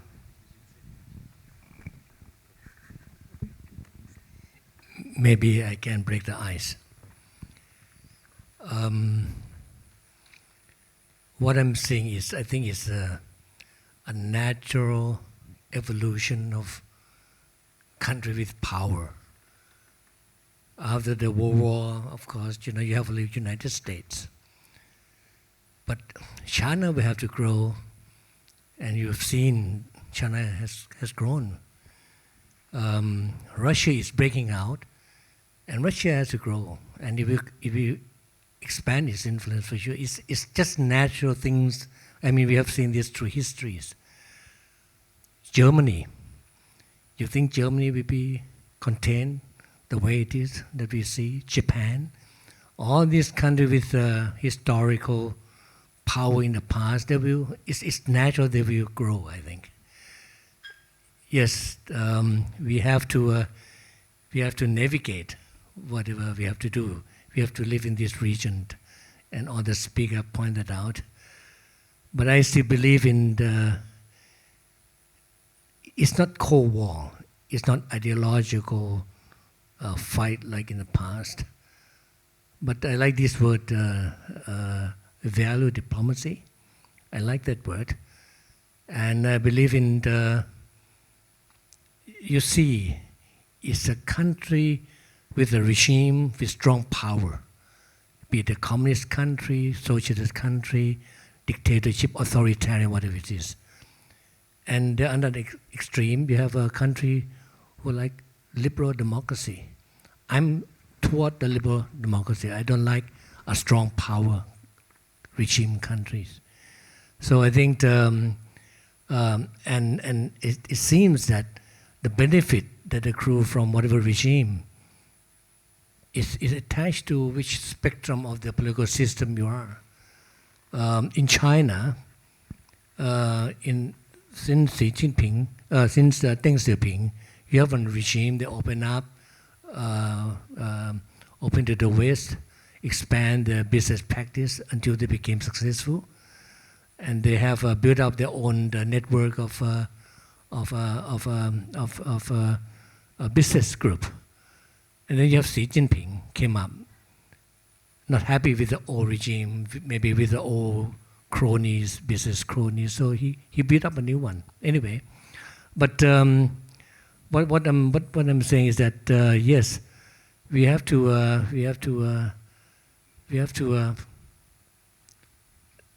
what is the word? Self-preservation, right? Self-preservation. Every country we have to have a self-preservation through various strategies and policies. And ASEAN, we have to remain the way we have been. You know, we have a country with a communist regime, we have a country with democratic regime, we have a country with absolute monarchy, but we will hang on together. And we are indispensable or relevant or not, it doesn't matter, as long as we don't fight among each other. I think we have seen that since the beginning, we have not fought against each other. You know, Thailand and Cambodia on Pravihan issue is one thing. So I think in the future we have to face all these challenges. I think we will stay the course. Since the Ambassador Anuson pointed out, since King Rama IV, we will stay that course. We will be, I mean, I can speak for Thailand. We will stay the course that we have been since the 15th centuries, since King Rama IV. And let's see whether we can manage that now that we have a new government. I hope Ambassador Sihasak will have some good input to the new foreign policy, and let's see whether he can manage what he's preaching today or not. You know, thank you. It's a comment, not a question. Okay. Thank you very much for the comment. Can I ask Cheng-Chwee a question? Because I think it's interesting when you said that part of the hedging is what you call active neutrality. I just wonder, how do you practice as a former diplomat? You know, I think that's intriguing. How do you practice active neutrality? Thank you very much for this very difficult and penetrating question. So let me address that perhaps by highlighting what I thought are three emerging points that best reflect that best reflect Southeast Asian approaches and narrative that I think are examples of active neutrality, right? And these three, I would say, might add to what Tom mentioned earlier on. I think Tom was saying like, it's a passing comment earlier on that both US and China these days are getting frustrated about countries in Southeast Asia. These 3 points, Southeast Asian perspective might highlight and deepen that even more. And that's taking cue on the points that we mentioned. Number one, the first point that I think is quite clear is that countries in Southeast Asia have been trying very hard to encourage, even quietly, some kind of constrainment, but go against, caution against containment. So for Southeast Asia, active neutrality, meaning that we say it openly or not, the position has always been we welcome some form of constrainment, but we caution against the danger of going too far. When constrainment become containment, there will be a new Cold War and everybody will be in trouble. So constrainment would mean that, as what the ambassador mentioned earlier on, we do welcome efforts by various countries, right? Some individually, some in a group, that help to constrain any power. And constrain any power because of we believe in the balance of power. Power can also be balanced vis-a-vis themselves. But we do not want to go too far. So constrainment, but not containment. That's number one. Even on economic issue, I think active neutrality will also means that we welcome diversification, but we do not like decoupling. We do not think that it is feasible, it is desirable. And more fundamentally, I think the third point would be about the, I would say, let me use perhaps points that was highlighted by Tom earlier on, right? I think we want a multipolar, but we do not want binary. We think that multipolar is good for all countries. So a lot of actions by ASEAN countries, either individually or as a group, have been trying to promote multipolar, but say no to binary. And a quick example would be as the group, right? You do think that ASEAN countries have welcomed and also making sure that no single power dominate. When China wanted to be upgraded the China-ASEAN relationship into comprehensive strategic partnership, ASEAN countries did not deny, did not say no, but delay for a while, and then eventually saying that we will do that when together, not just about China, but also Australia. And then there was China and Australia at the same time being upgraded as ASEAN's comprehensive strategic partnership. That is a form of group-level active neutrality, sending a signal to all powers that nothing personal, but we just want to make sure that we are neutral and there are space to remain neutral. At the individual level, and that will be my final point, individual levels, you see that all ASEAN countries have adopted two-pronged strategy on almost everything. As a group, ASEAN countries have tried to avoid from endorsing openly Quad and also AUKUS, right? Some express concern. But in reality, we have always been trying to be pragmatic and engage and also pursue partnership with almost every powers in order to ensure that no single power dominate and some form of balance of power will be there to constrain but not contain. To diversify, but without being entrapped into the kind of decoupling, because decoupling will result in bifurcation. When bifurcation in economic and technological sense happen, it would evolve into strategic and all other elements. And because of that, binary will continue to be a real threat and also a threat for all of us in the region. And I do think that the multipolar should be the way and also the direction for ASEAN countries as a group and individually, along with dialogue partners, to promote and practice active neutrality. Okay, so that's probably clearer about active neutrality. Another question that I think we haven't discussed quite fully is actually the question of the U.S. commitment to the region. Well, maybe to say commitment is a little strong, but at least U.S. interest in the region, because in the last maybe 6-7 years at least, you can see the change, from Obama administration to Trump, and then back to Biden, and so on. And then Cheng-Chwee, you just mentioned the word bifurcation in technology and finance, and that kind of thing. And I think that is something that is worrying to a lot of countries in the region, that if it happens, how do we manage? Maybe Dr. Pipat can say something a little bit more about possibility that we may have two separate, like technological markets and two financial markets, or whether, that is a little far-fetched. That's a very tough one, right? and I think economically,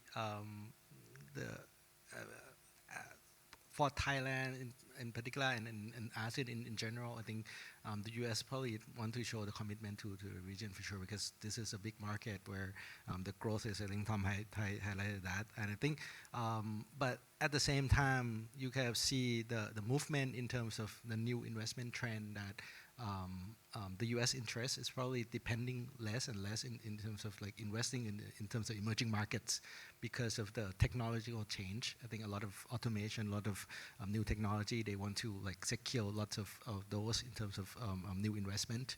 So you actually see a lot new investment picking up in the U.S. And thanks to like the CHIP Act, Inflation Reduction Act, and all these things, I think the role of the U.S. government in terms of subsidizing investment to relocating back to the U.S. itself is actually increasing. So you actually see less and less in terms of the role of the U.S. in FDI in the region, while you continue to see the role of China in terms of diversifying some of the investment abroad, right? So I think that's a bit more contrast. So you actually see relatively, I think right now, in terms of the foreign direct investment, China playing relatively more active role in terms of the asset investors, right? I think if you look at the new FDI investor, I have to look at the industrial estate land sales. It's all Chinese, right? So actually see growing interest and influence in terms of the Chinese investor in the region.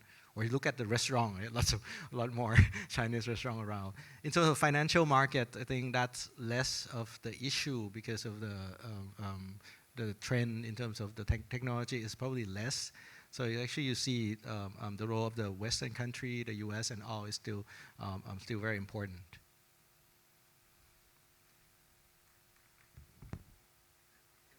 If I were a policy maker of Thai government, I think this is a question that I have to really ponder very hard, because the sustainability of U.S. commitment, because a lot of it is subject to domestic politics.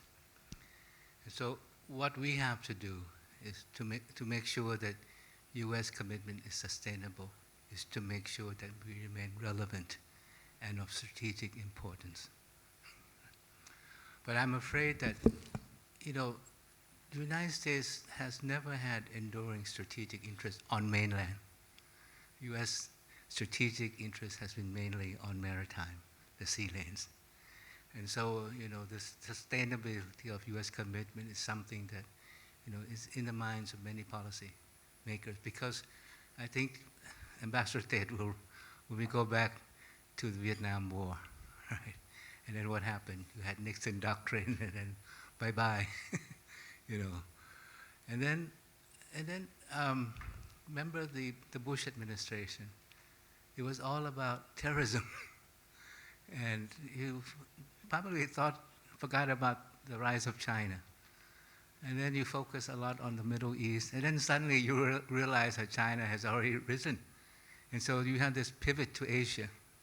After pivot to Asia, you had Trump, which was very unpredictable. You hit hard at China, you hit hard at allies, and now you have Biden, which sees China as the overarching challenge. And so this is, and so that we really like to see, first, sustained commitment on the part of the United States. Second, we'd like to see consistent policy on the part of the United States. And I think this is very important when we talk about the role of the United States in the region. Would you like to react to that, Tom?